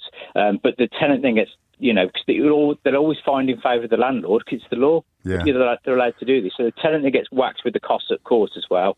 The possession order comes in, and then to get the property back, they then have to go to court again and get a bailiff's eviction warrant. So, the fact of you can sign up for a 2-year tenancy, if you like, be the perfect tenant, pay your rent, look after the property, modernise it, do work, and then this landlord will come along and say, "No, I've had enough, thank you very much, I want you out in 2 months." And you're palace. There's nothing you can do about it apart from sit there and say, "I'm not going," and end up being taken to court, which is traumatic in itself. You've got people, who've never been near a court in their lives, having to appear in court in front of a judge, and the judge turning around and saying, "Well, why haven't you got out this property?" Well, a lot of these families can't go back into the rental market afterwards as well, because if they signed a lease, they've been in these properties, they are paying vastly under the market rate at the moment because they signed up to a long lease originally. It's not their fault they did it. It was a good move for them to get locked into a lease with a reasonable rent, and now they're coming out into a market where they can't afford to privately rent, and then that puts extra pressure on the social housing register because it's their only avenue to get home. You, mate, you're an expert. When did you change jobs? When did you start working as a housing officer? 7 months ago. I was a traffic officer for 20 years before that. I've been on your show before. I recognise your accent, actually. I recognise your accent, Mark. But you've picked it up quickly, haven't you, in 7 months? Yeah, well, I'm one of those people that's sadly very interested in law and how it works. Yes. And I wanted to learn about a different part of law. So I went into something where I could learn about homelessness law. Wow. And it is fascinating when you dig down into it. I deal with all sorts. I specialise in sort of care leavers and knowledge is power. Knowledge is power, isn't it? And stuff like that. But this part of it's particularly interesting, especially if you like the political aspect of it and what the effects will be and the ramifications of interest rates going up and people losing out on investments and how it impacts on your local community and the social side of it. Yeah. Well, we're very lucky to have had you on today, actually, because you just cut through quite a lot of the noise with absolute clarity and a sort of laser-like focus on the salient facts, which comes from the enthusiasm you have for understanding them. I of course, remain married to analogies. And quite a few of you, Ben, Chris, Mark, have pointed out when I made that point about the area in which circumstances change and your investment becomes considerably less valuable than it was before, you would demand compensation from the authorities or the system. Slave trade, a lot of you have pointed out, actually, that it still comes as a surprise to me when I'm reminded that when slavery was abolished, the compensation was paid to the slave owners, one of whom is in the news today, who is also, would you believe, a Conservative MP and, wait for it, a landlord. 11:48 is the time. So it wasn't really a teaser. I wasn't planning to keep it from you, but you may not have seen the story. The Prime Minister of Barbados, Mia Mottley, has halted plans for a multi-million-pound payout to the Conservative MP Richard Drax for the purchase of 53 acres of the Drax Hall plantation in Barbados, which he owns and on which his forebears made a ton of money from enslaved human beings. There was a lot of anger. The Observer reported it on Sunday because many people felt that he should be compelled to hand over all or part of the 617-acre plantation to the people of Barbados, and therefore the plans to buy it, the Prime Minister has stepped in to halt them. His ancestors built the sugar plantation in the mid-17th century and worked it with enslaved people for 200 years. And that's just funny. Not funny, ha-ha. Because when I asked that question, I was asking it rhetorically. I said, what other areas are there where you make an investment and it's very, very profitable for you, and then circumstances change and it isn't, but you expect to be protected from the vagaries of the economy? And you pointed out to me slavers who got compensated when slavery was abolished. The money wasn't given to the people who'd been working on these plantations, it was given to the people who owned them. And bankers, I not personally bailed out, but the banks as institutions bailed out. And if you listen to Gordon Brown and Alistair Darling, you'll understand why they had to be, the late Alistair Darling, you'll understand why they had to be bailed out to keep the wheels turning, but still too big to fail, if you like. So the banks get bailed out. And then I remembered when I first started doing this, not here, when I first started offering up or being paid for opinions, the Lloyd's of London story was quite big. And the more I looked at it, the more I sort of felt a political crystallisation happening inside me. Because what happened, if you were a Lloyd's name, you had made a really good sum of money for a very long time because the things that you were underwriting didn't happen. So, the ship didn't sink, the oil rig didn't catch fire, but the people that owned it were still paying money to Lloyd's every year so that if something did go wrong, they would get compensation. You know how insurance works, but it's worth reminding. But because Lloyd's names traditionally were quite patrician, they were quite posh, wealthy people, when Lloyd's endured a succession of catastrophes and had to pay out so much money that the Lloyd's names, who'd been making tidy little profits on their investments every year for forever, they suddenly lost a lot of money. There was absolute outrage and uproar, rich people losing. And I remember reading it and saying to my dad at the time, I said, what's the difference between being a Lloyd's name and popping into Ladbrokes to put a couple of £100 on a horse or to put 20 quid on a horse? And then when the horse loses, complain that your last 10 bets have won, so you should be given some sort of compensation for the fact that your latest bet has lost.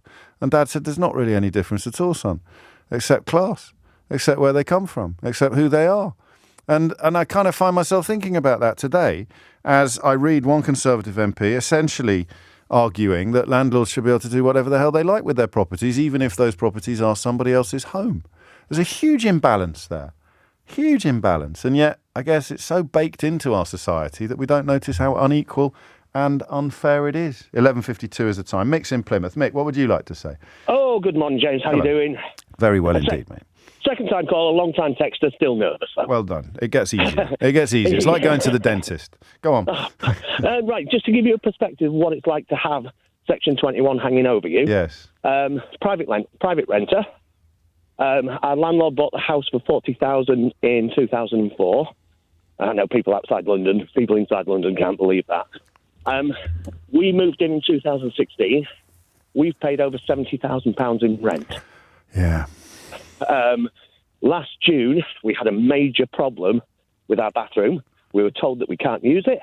We've got 2 kids, one disabled. Yeah. We dare not put our head above the parapet to complain because we'd heard on the grapevine from other people who've got houses with this guy that he's going to sell some.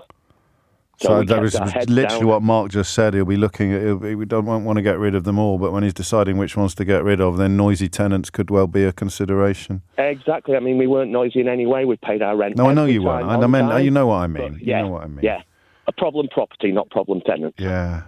God. So he could quite easily just turn around, sell it, make a massive profit on what he bought it for. What he paid for it in mind, 2004. And he's had 20 years of income. What do you think it does to you? It's one of those questions that we can't really answer because we haven't got the other path, the life not lived, have we? The life where you bought it in 2004 and sure. It's yours. But how do you think it does affect you? That quiet uncertainty, that constant uncertainty. there. It's Is absolutely it? there because we've looked around the area that we're in for other rental properties, and yeah, our house isn't great, but we love it. But moving into something comparable, we cannot afford it. It's as simple as that. We cannot afford it. We would have to go to shelter or go to the council. And bearing in mind, this house has had no work done on it since the time that we've been there. Yeah. So it's going to take thousands to get it right. So he'd just sell it as it is, take his money and run. And it is a consequence of a system skewed enormously in favour of landlords. So no requirement, even if there is, it's not enforced to improve the conditions that you describe. No requirement when things go bad to use the money when things were going well to make up the shortfall. The idea that landlords deserve more protection in law it's Kafkaesque, isn't it? It's absurd to the point of comedy. Any other business, let's say car leasing. Yeah. When you lease a car, it's based on the value of the car at the end of it. That's how they work out how much you pay for. Of course it is, yeah. If the market crashes and all of a sudden the second-hand car market is worth nothing, you're not going to turn around as a leasing company and say halfway through it, well, we're not going to make anything now, so I'll tell you what, we'll have your car back. We'll have your car back, yeah. Yeah. I suppose the laws going back to the mists of time would have been made by the landlords originally, wouldn't they? Of course. Sitting in the House of Commons, you had to be a landowner. You had to essentially be a landlord to be allowed to be an MP. I hate to rush you, James, because I've got to get to work. But Crack on. You take care. Go on quickly. Yeah. I have a solution to Section 21. Oh, so you're rushing me so you can speak more? Yes, all right. You fill your boots, mate. Crack on. I like this. You have your 3 hours a day. That's a fair point, Michael. Carry on. But yeah, Section 21. If the landlord wants to sell the property from under a tenant, the local authority gets the opportunity to buy it at, say, 90% of its value. That way, council housing stock goes up, council gets an income, tenant gets security. Tenant stays put. Ideally, although there'd be some wrinkles there. So I like something revolutionary, or radical's a good word, not revolutionary. Something a bit radical, because the slow embedding of landlord privilege is, the longer this conversation has gone on and the more we've brought in parallels with Lloyd's names and slave owners and banks, the more you realise that the entire system is built to favour those who have already got the most. And this is one of the most obvious examples of times when ordinary people have their faces rubbed in it, but it's so normalised that you don't sometimes even notice. Rick's in Tiverton. Rick, what would you like to say? Hi, James. First-time caller. I'm not going to say I'm nervous, though. Good. Long-time listener. So I'm sort of similar to the previous caller, as I'm worried about being kicked out of our property. Yeah. But our situation is a bit different because we're renting from family. Oh. And as I was saying to, I think your producer on the phone, that I worry about our landlord getting bored and just booting us out, because they seem like they're really not interested in having this house anymore. But you'd think if a family member hasn't recognised the tension between asset and humanity, then what hope is there for everybody else? Yeah, you'd think, because also his granddaughter's renting the property, but his great-grandkids are in the house as well. Crikey. But the reason why I know he's losing interest in the house is because he wanted to sell it to my partner's brother before her brother said, why don't you rent it to my partner? Oh, yeah. And the house needs a lot of work doing to it, a lot of repairs. Whenever we bring it up with him, he will find an excuse not to do it, or he'll ignore us. Or when he does come round to look at it, he'll moan about how much it will cost and everything. Like, we've got mould in the house, double glazing that's not fitted properly, and things like that. So you think he's running it down until he sells it almost as a fixer-upper? Pretty much. Because that's the second call. That's two calls on the trot, isn't it, that have been describing a similar situation caused by. And listen, I'm not completely naive. I understand the mentality of being a landlord and seeing the home. What to you is a home, to him it might as well be an investment in gilts or shares or gold bullion or something like that. I get that as well. I mean, I'm not wanting to stop anyone making money. But you can have a balance. There can be some protections in place. There is a balance. It's like the most petty one for me was I'm disabled. I suffer from seizures and fibromyalgia. That's sorry, it's not your fault. No, I know, but I'm still sorry. It's all right. Well, I can say it's James's fault next time I have one. So I fell down the stairs after a seizure, but I took the banister out of the wall with me. Right. So my partner rang up, the landlord said, "Can you come fix the banister? Rick's fallen down the stairs." Yeah. He comes 7 o'clock at night when the kids are in bed, and we tell him he can't drill in the walls because it'll wake the kids up. So he huffs and puffs. Comes back the next day as I'm going to pick the kids up from school, and then proceeds to tell me how he fell down the stairs the other day and it was worse than what I did, and we didn't manage to pull the banister out of the wall. And he then was saying that I'm getting bored of it. I might as well just sell up and things like that. And that's what Mick was telling us. Really, that sense you now have, that fear that if you actually demand the basic provisions from the landlord that you should have the right to expect, then you move up the list, or the likelihood of him getting out of the game altogether actually increases. Which I suppose brings us back to Mick's point, where he would then be required to offer first dibs, if you like, to the local authority. So that line, the more this conversation has continued, the more you realise, and you almost have to give him credit for not realising what a beautiful distillation of the problem that it was. But this Tory MP, absolutely apoplectic at the idea of, and I quote, the state turning around and saying to individuals what they can and cannot do with their own properties. A member of the governing party, of course, that thinks the state gets to turn around and tell you what you can and can't do by way of peaceful protest. This is LBC from Global, leading Britain's conversation. Mystery Hour with James O'Brien. Is it that time of week? That time of the week already? Goodness me. Hallelujah. Let joy be unconfined. If you don't know what this is, I don't think I need to explain it anymore. It's been running for so long now that it's become something of an institution. And also quite self-explanatory. I'll tell you two things that you need to know. Number one, it's the only hour of radio every week that comes with a prize. There is a good prize to be won for my favourite contribution of the week. And that prize is a brand new Mystery Hour board game, which is...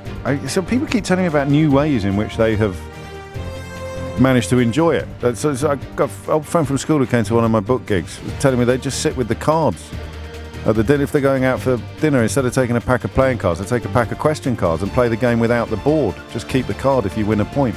Anyway, I digress. Somehow, the people at Big Sky Games managed to turn it into a brilliant board game. And you can win one if you make my favourite contribution of the day. Find out more about the game at mysteryhour.co.uk, where you can in fact buy it. And the full terms and conditions for that competition, because it abides by all the rules of adulthood and radio regulations, can be found at lbc.co.uk. I think that's what we'll do. That's it. We'll just crack on, and you can work out how it works if you haven't listened to it before by listening to it now. 5 minutes after 12 is the time. Let's start in Felixstowe. Abby is there. Abby, question or answer? Question, please. Carry on. Thank you. Can I say I'm a big fan, and I'm very nervous because it's my first time calling in. You can say both of those things, and I can say to the first, thank you, how kind, and to the second, don't worry, it's only me. Thank you. Okay, so my question is, a few weeks ago, I listen to your show every week, and a few weeks ago, somebody asked a question about gladiators and about their stage names. My question and my thought process from that was, I wondered if anybody ever asked for their autographs. And then I thought, I wonder how long we've been asking for autographs for. How long has that tradition been going on? Why did it start, and who started it? It's a really funny one, isn't it? Because it doesn't. I mean, I suppose it's a memento of meeting somebody, isn't it? But at what point did somebody become so? Who would have been first asked for also the origins? Yeah. Well, we need to distill it down to a single question, Abby. So, okay, what is it? The first recorded autograph? The first recorded autograph. Yeah. Yeah. What's the first? The first known case of someone asking for an autograph or getting an autograph or signing an autograph. Yeah, and hopefully whoever rings in might be able to give us a bit more background on where the autograph came from. Did you know? I like that question a lot. I'm doing Greek at the moment on Duolingo. I'm trying to improve my Greek, and because it involves me seeing written Greek, as I've managed to speak a bit over the years. I'm realising things that I hadn't realised before, and I can see with the word autograph written down in front of me. I can see where it comes from in the Greek. Oh, go on then. It means written by yourself, aphthograph. So graph, as you'd expect, is writing. And then aphtho is he or self or this or they. It's like a definite article. So it means that you wrote it yourself. Self-written. Okay. Written. You don't sound that impressed. No, I am. No, you're I'm not. interested. I'm impressed. I'm interested in the origin of the word. I'm there it impressed is. by your understanding of Greek It's language. Greek. And also, I'm on a 5-day streak and counting. Thank you, Abby. After I probably got that slightly wrong, but I wouldn't have seen that before because I haven't been trying to see the written Greek in front of me rather than just the learned words. Mike is in Taunton. Mike, question or answer? Hello, James. I have a question. So I'm sat in my dining room looking at the fish tank, and there's about 10 different types of fish in the tank. It's a big tank. And there's some guppies. Yeah, he's quite big. There's about 100 fish in total. Okay. But there are guppies, there are gouramis. What I want to Cold know water is then, not tropical. No, it's tropical. Is it? It's 25 degrees. Okay, Like that. I thought guppies were cold water fish. I'll try it and let you know if they're still alive in the morning. Go on. So they all hang around in species groups. So the gouramis hang around together, the guppies hang around together, the neon tetras hang around together. What I want to know is, how do they know what they look like in order to do that? Self-recognition, when you can't see yourself. Do they not have a quick check in the aquarium glass and then go swimming off in the right direction to the other? No. We should have put a mirror in there for them. So how do they know what species they are? Is the question in a way. Yeah. How do they know what they are in order to hang around with other things that look the same? I then started thinking about maybe that applies to other animals. So we've got wild deer and ponies on the hills here in Somerset. And why don't the deer hang around with the ponies? But maybe they smell different. And then I thought fish would be different. Fish don't really have a smell. I like that. You're on. I like that a lot. Thank you, Mike. How do fish know what fish they are in order to congregate with other fish of the same genus? Would that be the right word? Species? I don't know. Fishiness. Similar fish. Sarah, is chaos? Really? Is that a place? Chaos. It's actually pronounced Schausch. Right, it's not anymore. It's pronounced chaos as far as I'm concerned, but it's spelled chaos. It is literally spelled chaos. There's chaos in Portugal. Schaus. It's pronounced Schaus, like mouse. It simply means earth or ground. It's not very chaotic. Ah, how interesting. Question or answer? It's a question, please, James. Carry on. Has anybody actually ever died in the House of Commons or the House of Lords? Well, Oliver Dowden came pretty close yesterday. Or do you mean literally? I mean literally. Oh, I see. Especially in the House of Lords, all the people are quite old. I mean, part of me thinks anybody just quietly passed away. Part of me thinks that if it had happened, I'd remember it. Do you know what I mean? It would have come up as a. But I can't, off the top of my head, think of any examples of it. But you mean dying in the chamber? In the chamber. Not even in their office afterwards or on the lavatory, but actually in the chamber. Actually, I suppose the office or no. It's got to be in the chamber. In the chamber. Yeah, I love that. Well, I don't love it because obviously it'd be very sad for some people involved. But what made you think about that? For goodness' sake. Well, I was listening to the radio earlier, and somebody said breaking news, and I just heard the word collapse. I thought, somebody's collapsed in the Scottish Parliament. And then I was out poo-picking and thinking, and my mind got on to, had anybody actually ever died? Has anyone ever died in the chamber, on the benches? I shall find out for you. Thank you for that, Brilliant. Sarah. And also for introducing me to Chaos, a town called Chaos. Sounds like a Netflix series. Adam's in Cambridge. Adam, question or answer? Question. Carry on. It's about beer production. I run a pub, and I've noticed in the last few years the number of hazy beers are getting more common. Yes. And that's because a lot of brewers aren't using finings in their beer anymore. And so I've gone off the point a bit. Do you know what? I'm absolutely riveted. I love beer talk. You carry on. Sorry, Fill your boots. No, you go on. Finings traditionally were made from a product called isinglass, which is derived from the swim bladders of fish. And what I want to know is, where did that idea come from that essentially fish guts could play a process in beer production? It just baffles me that anyone ever had that thought, let alone was able to put it into practice. Yeah. I mean, that's true of a lot of things, isn't it, in a way? I mean, the discovery of even certain combinations, or somebody at some point in the distant past looked at a calf. Well, I suppose looked at a calf suckling and thought, well, I'll have a bit of that milk, and then you've got the things that are poisonous, and how we worked out that some mushrooms are not, and all of it. But this is different. This is production, and then the idea that you've taken something out of a fish and thought, I wonder if that'll make my beer less cloudy. Yeah, precisely. It's. Well, wouldn't it have happened? The reason why I don't think you'll get an answer is I suspect it might have happened by accident. I suppose that's entirely possible. I'd be open to the answer being absolutely anything. So baffled by it, I am. So yeah, but it would be impossible to know when it happened because someone accidentally left some fish guts in their beer and noticed it went clear, and then made some more beer and it went cloudy. And or the other way, yeah. Well, I'll put it on the list. I hope someone out there knows. Because what's it called again? Isinglass. Isinglass. Yeah, Isinglass. Spelled Isinglass. Well, it would be, wouldn't it? It would. Not like Schaus. You're on. I'll try and find out. Thank you for that. I like that, and I like beer. Jack's in Wakefield. Jack, question or answer? Hi, James. It's a question. Carry on, Jack. Another first-time caller, so good to speak to you. Likewise, mate. Thanks for getting in touch. My question is there a scientific reason, or what is the scientific reason, that petrol smells so good to many of us, myself included? You really like the smell of petrol? It's not good for you. I'm the same. When we used to keep like that bitumen smell as well. Do you know what I mean? Like fences, fresh fences. Yeah, well, whenever I'm filling up my car, I just get a whiff of the stuff and I want to guzzle it. I know I shouldn't, but... I don't like it that much. I've never wanted to taste it. I like the smell. No, it's like... I mean, it is just a really good smell, and I know I'm not alone in that. So why wouldn't it be? There's lots of things. Lots of things smell nice. Why is petrol any different? There's most things that smell nice you can eat, or there's a reason that they smell nice, right? Petrol is obviously like toxic, so why does that smell so good to us?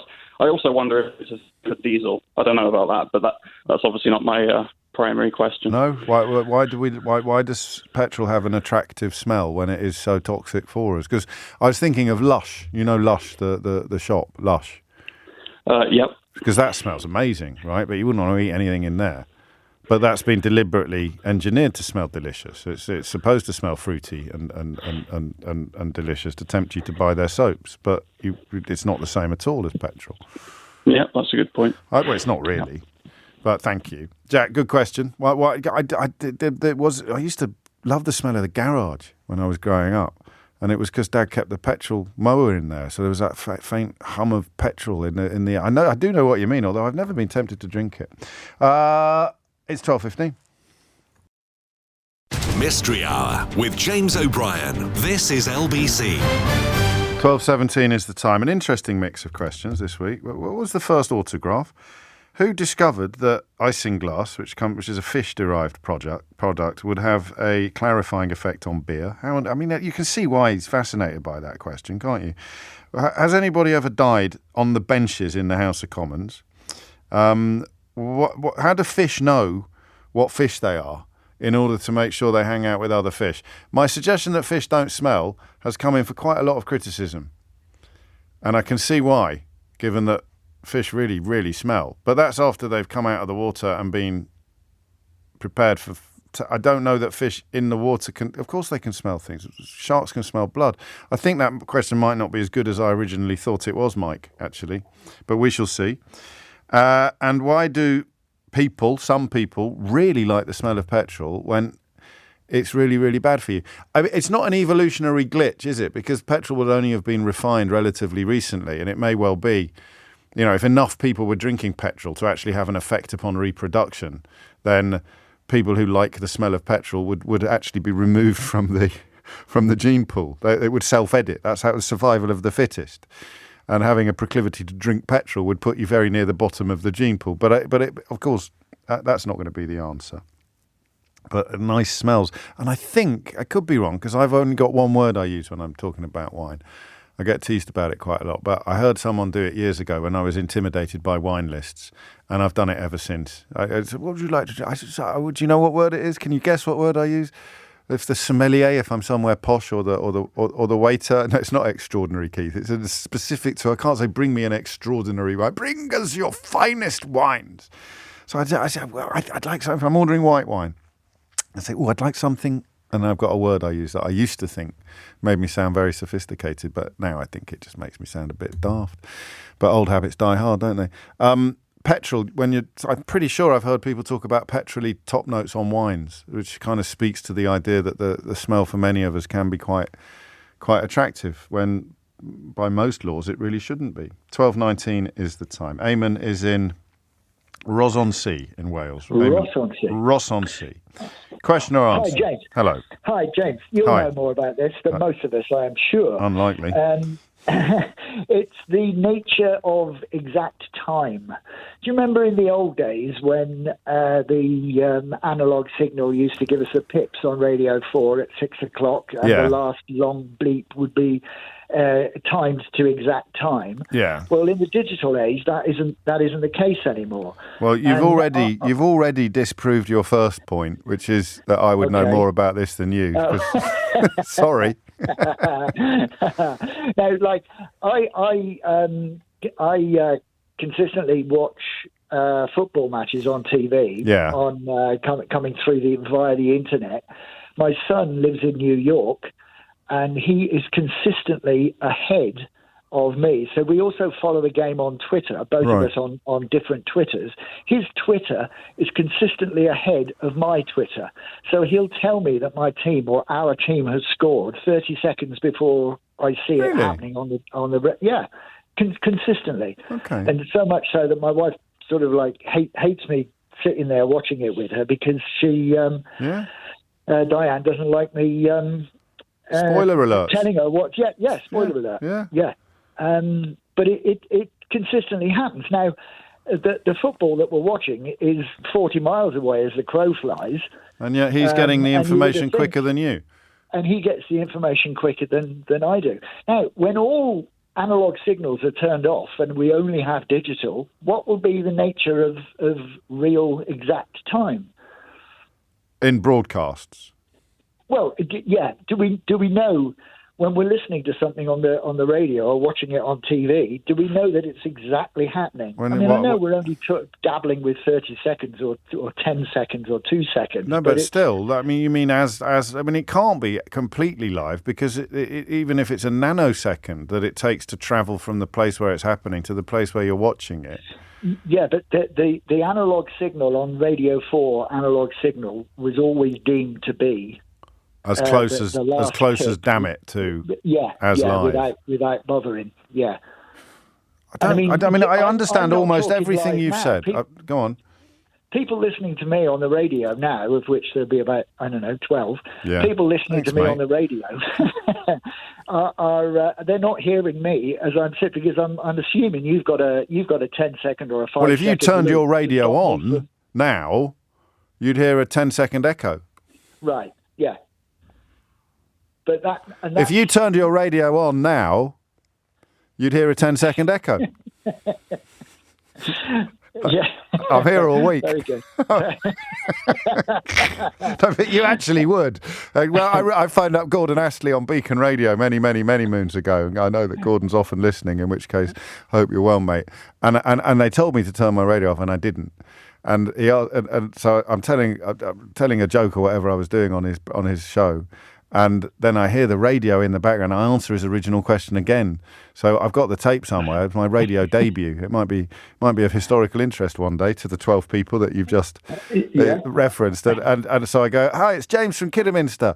And then a bit of banter, and I say, and I'd start telling a joke, and then I hear the radio in the background 10 seconds. I go, "Hi, it's James from Kidderminster." I do it again, and they obviously know exactly what's going on. But because I was only 9, they're a lot more patient with me than I am with people who ring this programme and forget to turn their radio off in the background because of the echo it creates. So when we turn off all the analogue signals, how live will it be? How live will things be? It's a lovely question, that, Eamon.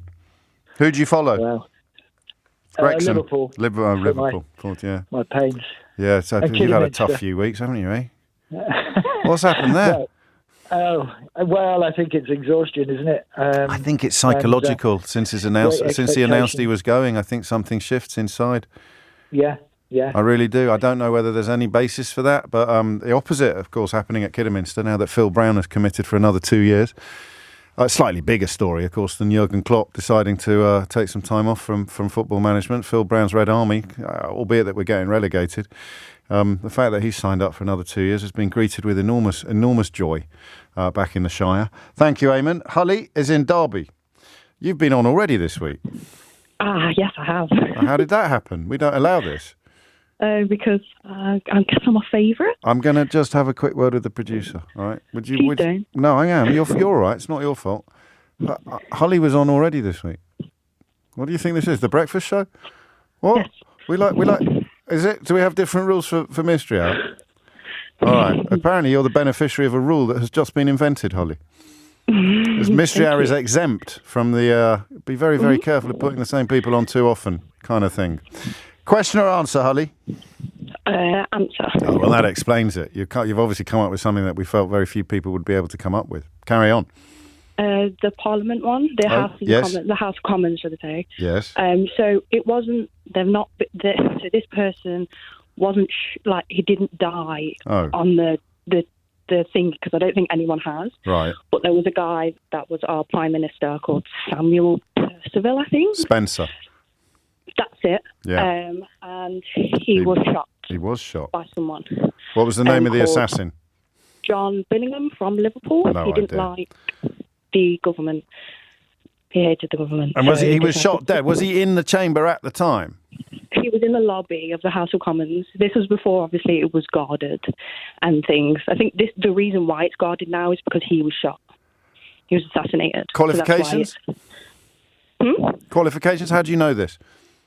I read a lot. I research a lot of things that I'm not 100% on. I like to be 100% on things before I give my opinion to things. So I do research a lot. I read a lot. You couldn't do this job.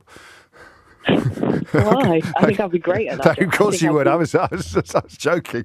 I think I'd be amazing. I feel like if you had me on the radio for one day, I think that'd be great. You never know your luck. From Little Acorns, to start with a round of applause on Mystery Hour, Holly. And who knows where it may lead. Thank you for that.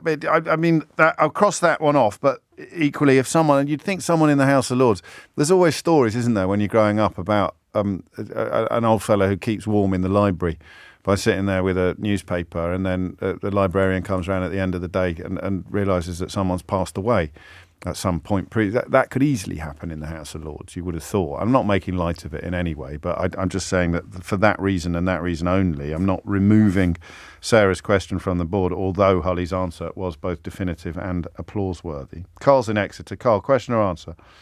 It's an answer to the same question. Oh, go on. So Michael Roberts died at the dispatch box in 1983. Oh, Lord, really? Yeah, he was an Undersecretary for Wales, and he stood up answering questions in the evening, and he had a massive heart attack. And he actually died at the dispatch box. Albeit that they would have tried to do CPR and taken him away. They would have tried to do CPR. I mean, the Commons was suspended. They tried to do everything, and he was pronounced dead when he got to the hospital. Yes. But you can't pronounce somebody dead at the location anyway. So can you not? And no. Well, you wouldn't normally. No. You would normally try and get them to hospital whilst reviving them, but he was already dead by the time he got there. It was a massive heart attack. Oh, dear. So that was 1983. You just needed one to answer the question. It was a yes or no question. How do you know that? I mean, qualifications, I was a junior civil servant in the Welsh office at the time. Oh, okay. So he was one of my junior ministers. I know was very, very junior. Yeah, of course, but you would remember, wouldn't you? Oh, yeah, you absolutely remember. And there was a conversation that happened at the time about whether you were allowed to die in the House of Commons or not. Ah, yes. And it's a myth that you're not. I think Disneyland. You're not allowed to die at Disneyland. Again, it's a myth. Are you sure? Absolutely, it's a myth. Disneyland is a myth. No, I don't know about Disneyland, but I know in the Commons that. And certainly in parts of Westminster, there's no such rule. No, I like that. Do you think would a round of applause be inappropriate at this point, given that this is quite morbid? I think a round of applause would be inappropriate, given that I knew the guy. And I do too. I'm glad I asked. Although a Mystery Hour game would be quite fun. Well, well, you're in the mix for that. but I think we both agree that it would feel a little odd for the round of applause to be issued at this point. But thank you for answering the question in such a definitive fashion. It is coming up to 12:30. You are listening to James O'Brien on LBC, where we want to know who discovered that putting some fishy product into beer would make it less cloudy. The fishy product being known as isinglass. Why does petrol smell so nice when you really don't want to be drinking it? How live will broadcasts be when everything is digital? How do fish know that they are a certain species of fish in order to therefore congregate in a fish tank or in a body of water with other fish of the same fish-based specifications? And who signed the first autograph, or indeed who asked for the first autograph? Or I suppose to combine the two questions, what was the first autograph? It's coming up to 12:30. Tim Humphrey is here with your headlines. Mystery Hour on LBC with James O'Brien. 31 minutes after 12 is the time. Joe's in Ferrybridge. Joe, question or answer? It's a question, please. Carry on, Joe. What makes stuff sticky? Right? Yeah. Yeah, because because different liquids, right? Yeah. I've been thinking about the stuff that I spill down myself. Right. It's a family show, you know Joe. I mean? Steady on. Food and drink. Okay. Nothing like that. Right. Food and drink, right? Yeah. And there's certain stuff, that is all right to clean up. Do you know what I mean? It just disappears, James. I don't even need to do much. I know. I'm a big spiller as well, actually. It's not good. I should have grown out of it by now. I've got a nice new yellow jumper, Joe. I got it from Marks and Spencer's. And I was cooking puttanesca sauce last night. And I said to Mrs. O'Brien, do you know what? I'm 52 years old. I think I've finally reached the point where I know that I'm not going to successfully cook a tomato-based sauce without getting some splashes on my brand new yellow jumper from Marks and Spencer. So I took it off. I had a T-shirt on underneath. I wasn't like Nick Kamen in a Levi's advert. No, oh, goodness me, I can't cook like that unless I'm barbecuing. What a dinner time that would be, eh? Hey, you're not wrong. What's for pudding? Anyway, go on. So I'm just intrigued about, because obviously you've got the sort of lower end stuff like water, and sometimes when I have beans on toast, that's not too sticky, but then it starts to get a little bit more crusty, active as you go up. Yeah. What's the stickiest? What's the stickiest then? Have you spilt Ribena down yourself ever? What? Undiluted? The proper hardcore stuff. You can't be messing with that, mate. Seriously. None of that. But then, your more soury drinks, your more not too much fizzy sometimes is all right. Sugar. That thick stuff. It's sugar, isn't it? Sugar is sticky. Yeah. But is that what they put in super glue? That's a very good point. That is definitely not what they go towards super glue. That's not sugar. That's not your sugar-based stickiness. Don't put that on your porridge. You wouldn't be wanting to have that. No. So what? So it's going to be something. I'll tell you what, Joe. It's going to be something to do with molecules, isn't it? Yeah, I love that word. It is molecules. Somewhere it's molecules, and sugar does play a part, surely, in some stickiness. But as you quite rightly remind us, it's got very little to do with superglue. Yeah, as far as we're aware. So what makes something sticky? Yeah, lovely. And then I can avoid it. Do you know what I mean? When I'm trying to, eat well. You might not be able to. It might contain all your favourite things. Oh, you're lying. I know, it might do. Don't ruin me. I mean, there's a reason why you like thinking about Ribena and sticky stuff and nice. Yeah, well, I was just sort of looking at the Haribo sweets, melted sweets, mate. Melted sweets. Yeah. What are they like? Exactly. I need to change my ways, really, but hopefully, I can learn from you today. Well, bitumen, tar, all of those things. Right, you're on. Yeah. What makes something? What makes something sticky? That's a great question. Thank you, Joe. 12:34 is the time, and Lee's in Belfast. Lee, question or answer? Answer. Carry on. So it's about the petrol. Okay. So petrol has hydrocarbons in it, which is what we burn off in order to produce the energy. And some of these hydrocarbons, like benzene and toluene, you may find in there, are what we call aromatic compounds. Is that right? Yes. Wow. Yep. So they're structured a bit differently compared to the other ones where they're sort of more complex. But these aromatic compounds are also commonly used in stuff like fragrances or deodorants. So the same chemicals that you might find in your petrol, often you might find in your expensive aftershaves or your deodorants. What a fantastic answer. Mm-hmm. That's incredible. Name some other, what are they called? Aromatic compounds. Can you name some others? What did you say? Benzene? I've just been looking at my deodorants, actually, funny enough, before you said that. All mine contain one called limonene, which is a chemical that's found often in citrus peels and will give a fragrance a citrusy or fruity scent. Nice. You're wearing the links, are you? No, actually, it's am I allowed to say brand names here? Yeah, go on, of course you are. Old Spice. Oh, blimey, Dad, crikey, old, you got it, yeah, I like it. One of the classics. So it did literally, petrol will contain some aromatic compounds which we would be unsurprised to find in things that we expect to smell delicious, but it's the same chemical occurrence. Qualifications? Yeah. I am a master's student in chemical engineering. Actually, I have one more thing that's not a question, but it's something you mentioned in another answer question I think might be interesting. You're not really allowed to do that, unfortunately. It's not. It's not an answer to a question. It's something you mentioned. Go on. There are places that have made it illegal to die there because they don't want people taking up spaces in the cemeteries. How does that work? Essentially, if you come there and you die, they will fine your family or possible imprisonment if you die there. I know it's not related, but I just thought what sort of places are we talking? I'm all confused now.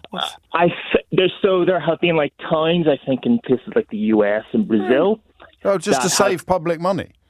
Essentially, but the local cemetery is becoming too full. Yeah, we just can't have any more people. So you can't register the death there. So the death has to be registered somewhere else, so that the bureaucracy and the logistics go somewhere else. Pear drops, Lee.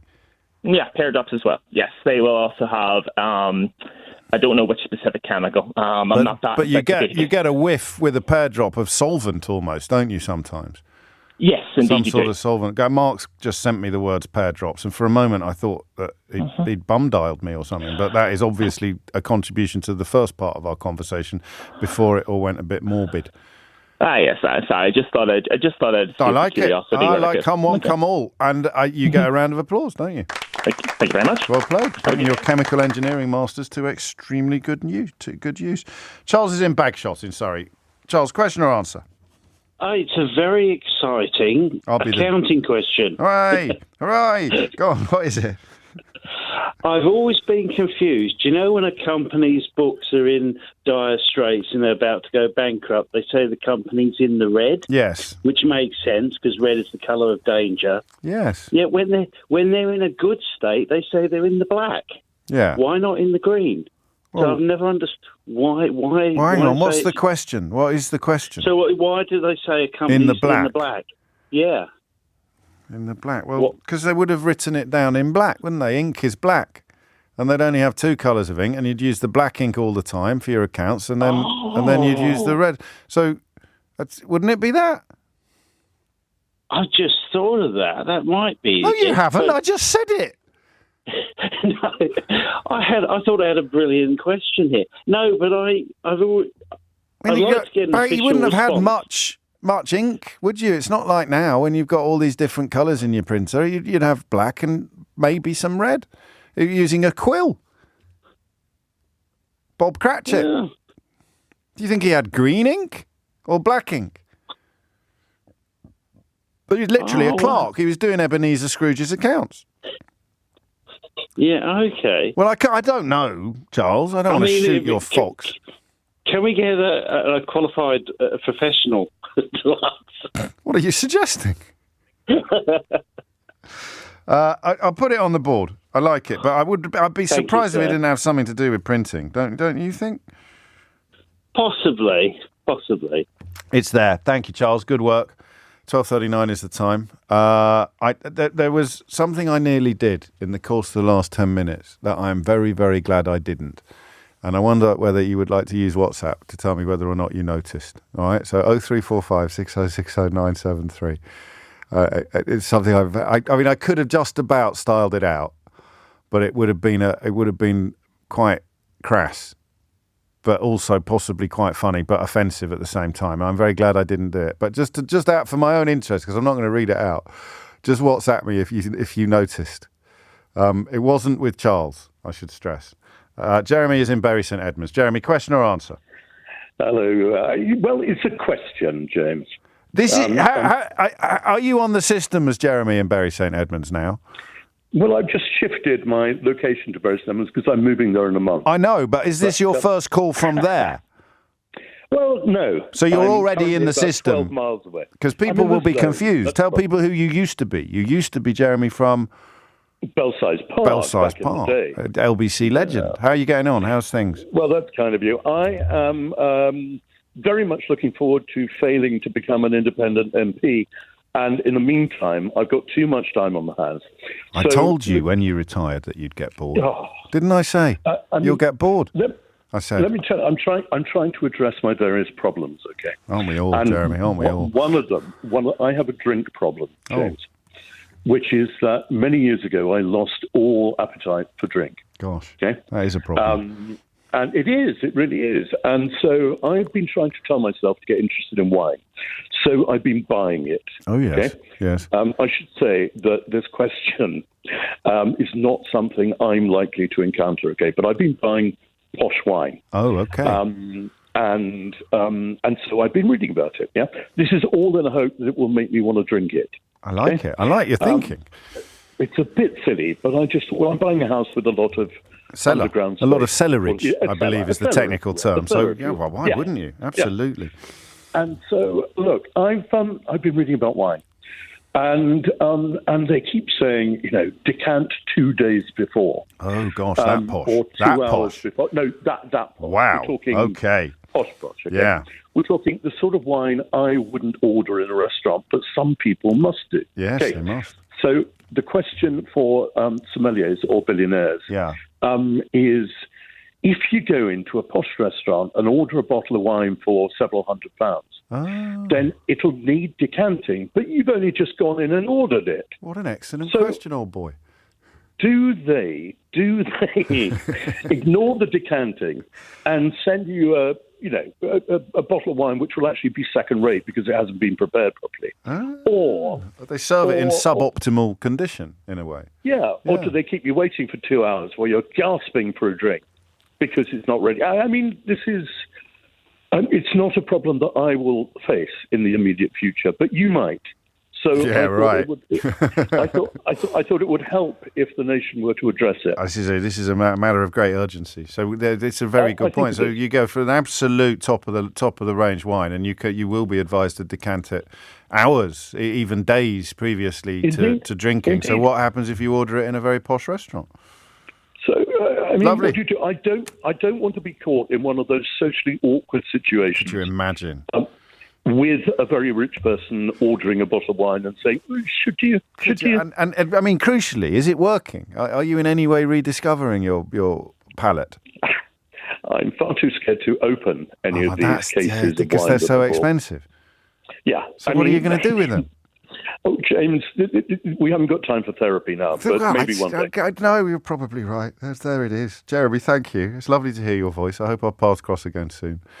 Jeremy was, before he retired, one of the, if not the leading speakers agent. He also looked after performers of various and writers of various descriptions. But if you needed someone to speak at your event, he was your man. His company, of course, still running, but he's too busy looking sort of plaintively at big, incredibly expensive cases of wine in his cellar. Coming up to 1:45, you're listening to James O'Brien on LBC. That's quite a good question. I've got Angela Hartnett on full disclosure. I could have asked her, couldn't I? If that had come up, because I know she listens a lot to the programme. In fact, she's probably listening now. So I wonder, but you wouldn't want, if you were running a restaurant, you wouldn't want to say, well, we serve it in sub. So what do you do? If you've got a bottle of wine that's supposed to be decanted, do you phone up in advance?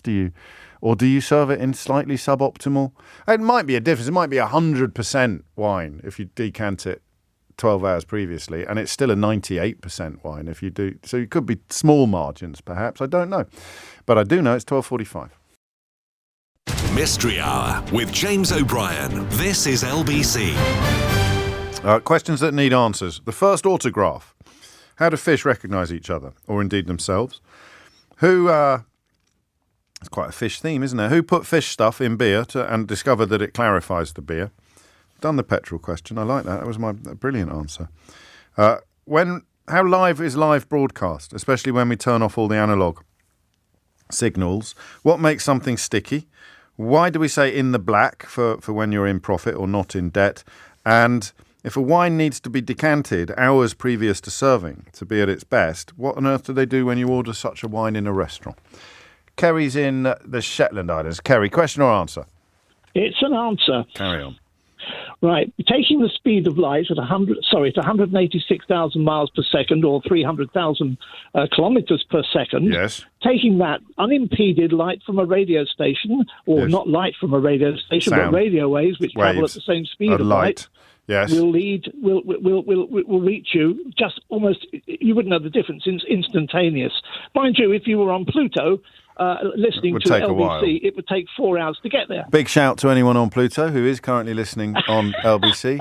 Don't forget to like and subscribe. What is digital sound waves as well? No, we're talking analog waves. We're talking analog. No, we're not. We're talking digital. We're saying what happens when you turn off all the analog. Oh, well, when you turn off all the analog, the digital signals are coming routed through cabling, fibre optics, satellite, many other take a bit longer. Servers. Yeah, it takes longer, different servers. So you could be watching a station on, say, Sky, or listening to the radio station on your mobile phone, and it's taking a few seconds, not a few milliseconds, to get to you, because it's going through various piping, such as So I think that answers Eamon's question. We don't know why. Do we know why his son watching a Liverpool game in New York gets it quicker than he gets it watching it online in Wales? Very likely because it's coming via satellite to New York. To New York, say, for instance, or it could be undersea cabling, which may be just as fast.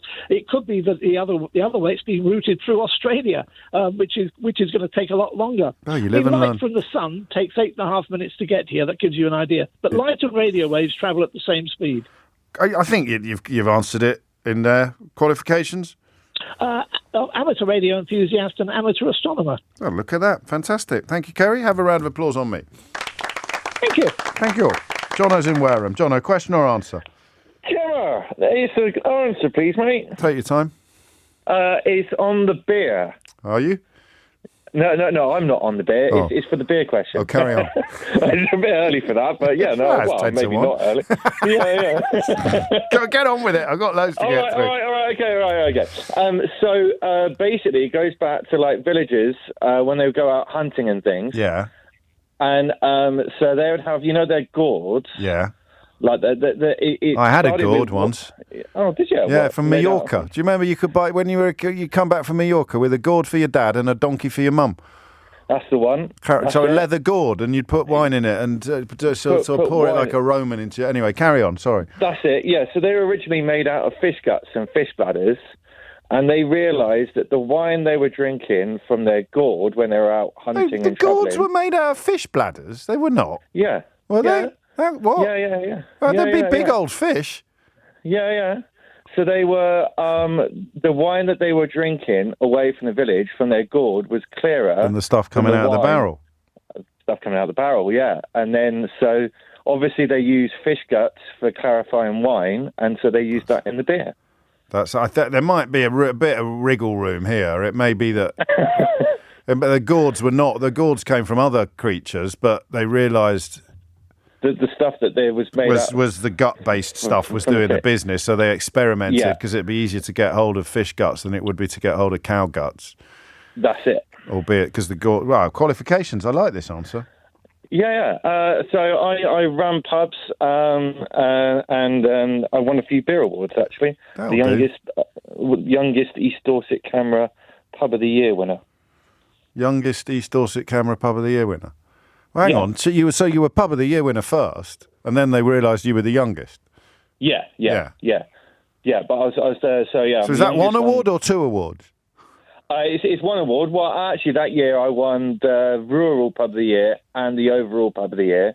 What's the pub called? The pub's called the King's Arms in Wareham. Well, it's kind of bittersweet, actually, because it closed in September. I had to leave. Oh, no. Gutting. Just, they're all... Well, we had Banks's Amber in there all the time, and I really wanted to invite you down. Oh, I like it quite at Banks's. You have to travel quite far. So what was it? Just the couldn't get back on your feet after the COVID, or... Oh well, we actually took it on just after COVID, Right. and then we just couldn't. Despite winning all those awards. So what are you doing now? Yeah. If you don't mind me asking. You still got. I'm retraining to be a health and safety officer. Well, there you go. There's a journey. Yeah. Hey, A bit different. It is a bit different. Get a round of applause for your trouble. Thank you very much indeed. And my very good wishes. Thank you, Jono. 12:54. So the pub world's loss is the health and safety world's gain. Rowan's in Southend. Rowan, question or answer? Well, according to the people that you've been having on, I might as well be listening on Pluto because of the delay. What, really? Yes. Go on. It's quite delayed. Anyway, it's an answer. Yes. In the black, in the red, we're going to blame the Romans on this one again. Yes. So it's definitely down to the colour of the ink. Vermilion, which was also used to paint the faces of the generals who were. The question's about in the black, not in the red. Why do we use in the black for people in credit? Colour of the ink. So it is Colour of ink. the ink that they had, and then they'd use a red ink for debts and qualifications. I had to write an essay on the history of taxation, and that included Roman taxation. Was it a punishment for something? Oh no, it was 40% of my taxation course that I did as part of my PhD in accounting in and it was in there. So really, it was Charles, I think, who asked the question, and he said he was an accountant. He should have known this. You did better in your accountancy exams than he did. No, we will not go into how badly I did my accountancy. Well, don't say that, because I might not be able to give you a round of applause. You might have misremembered. No, I did. I got an 80% on that essay. Round of applause for Rowan. Thank you. Thank you, Rowan. Victoria is in Hawley. Victoria, question or answer? It's an answer to the wine question. Oh, splendid. I imagine that the gentleman that you spoke to, Jeremy, the wine. He's no Jeremy, gentleman. I imagine that the kind of wine that he's buying is stuff, as he said, for investment. Yeah.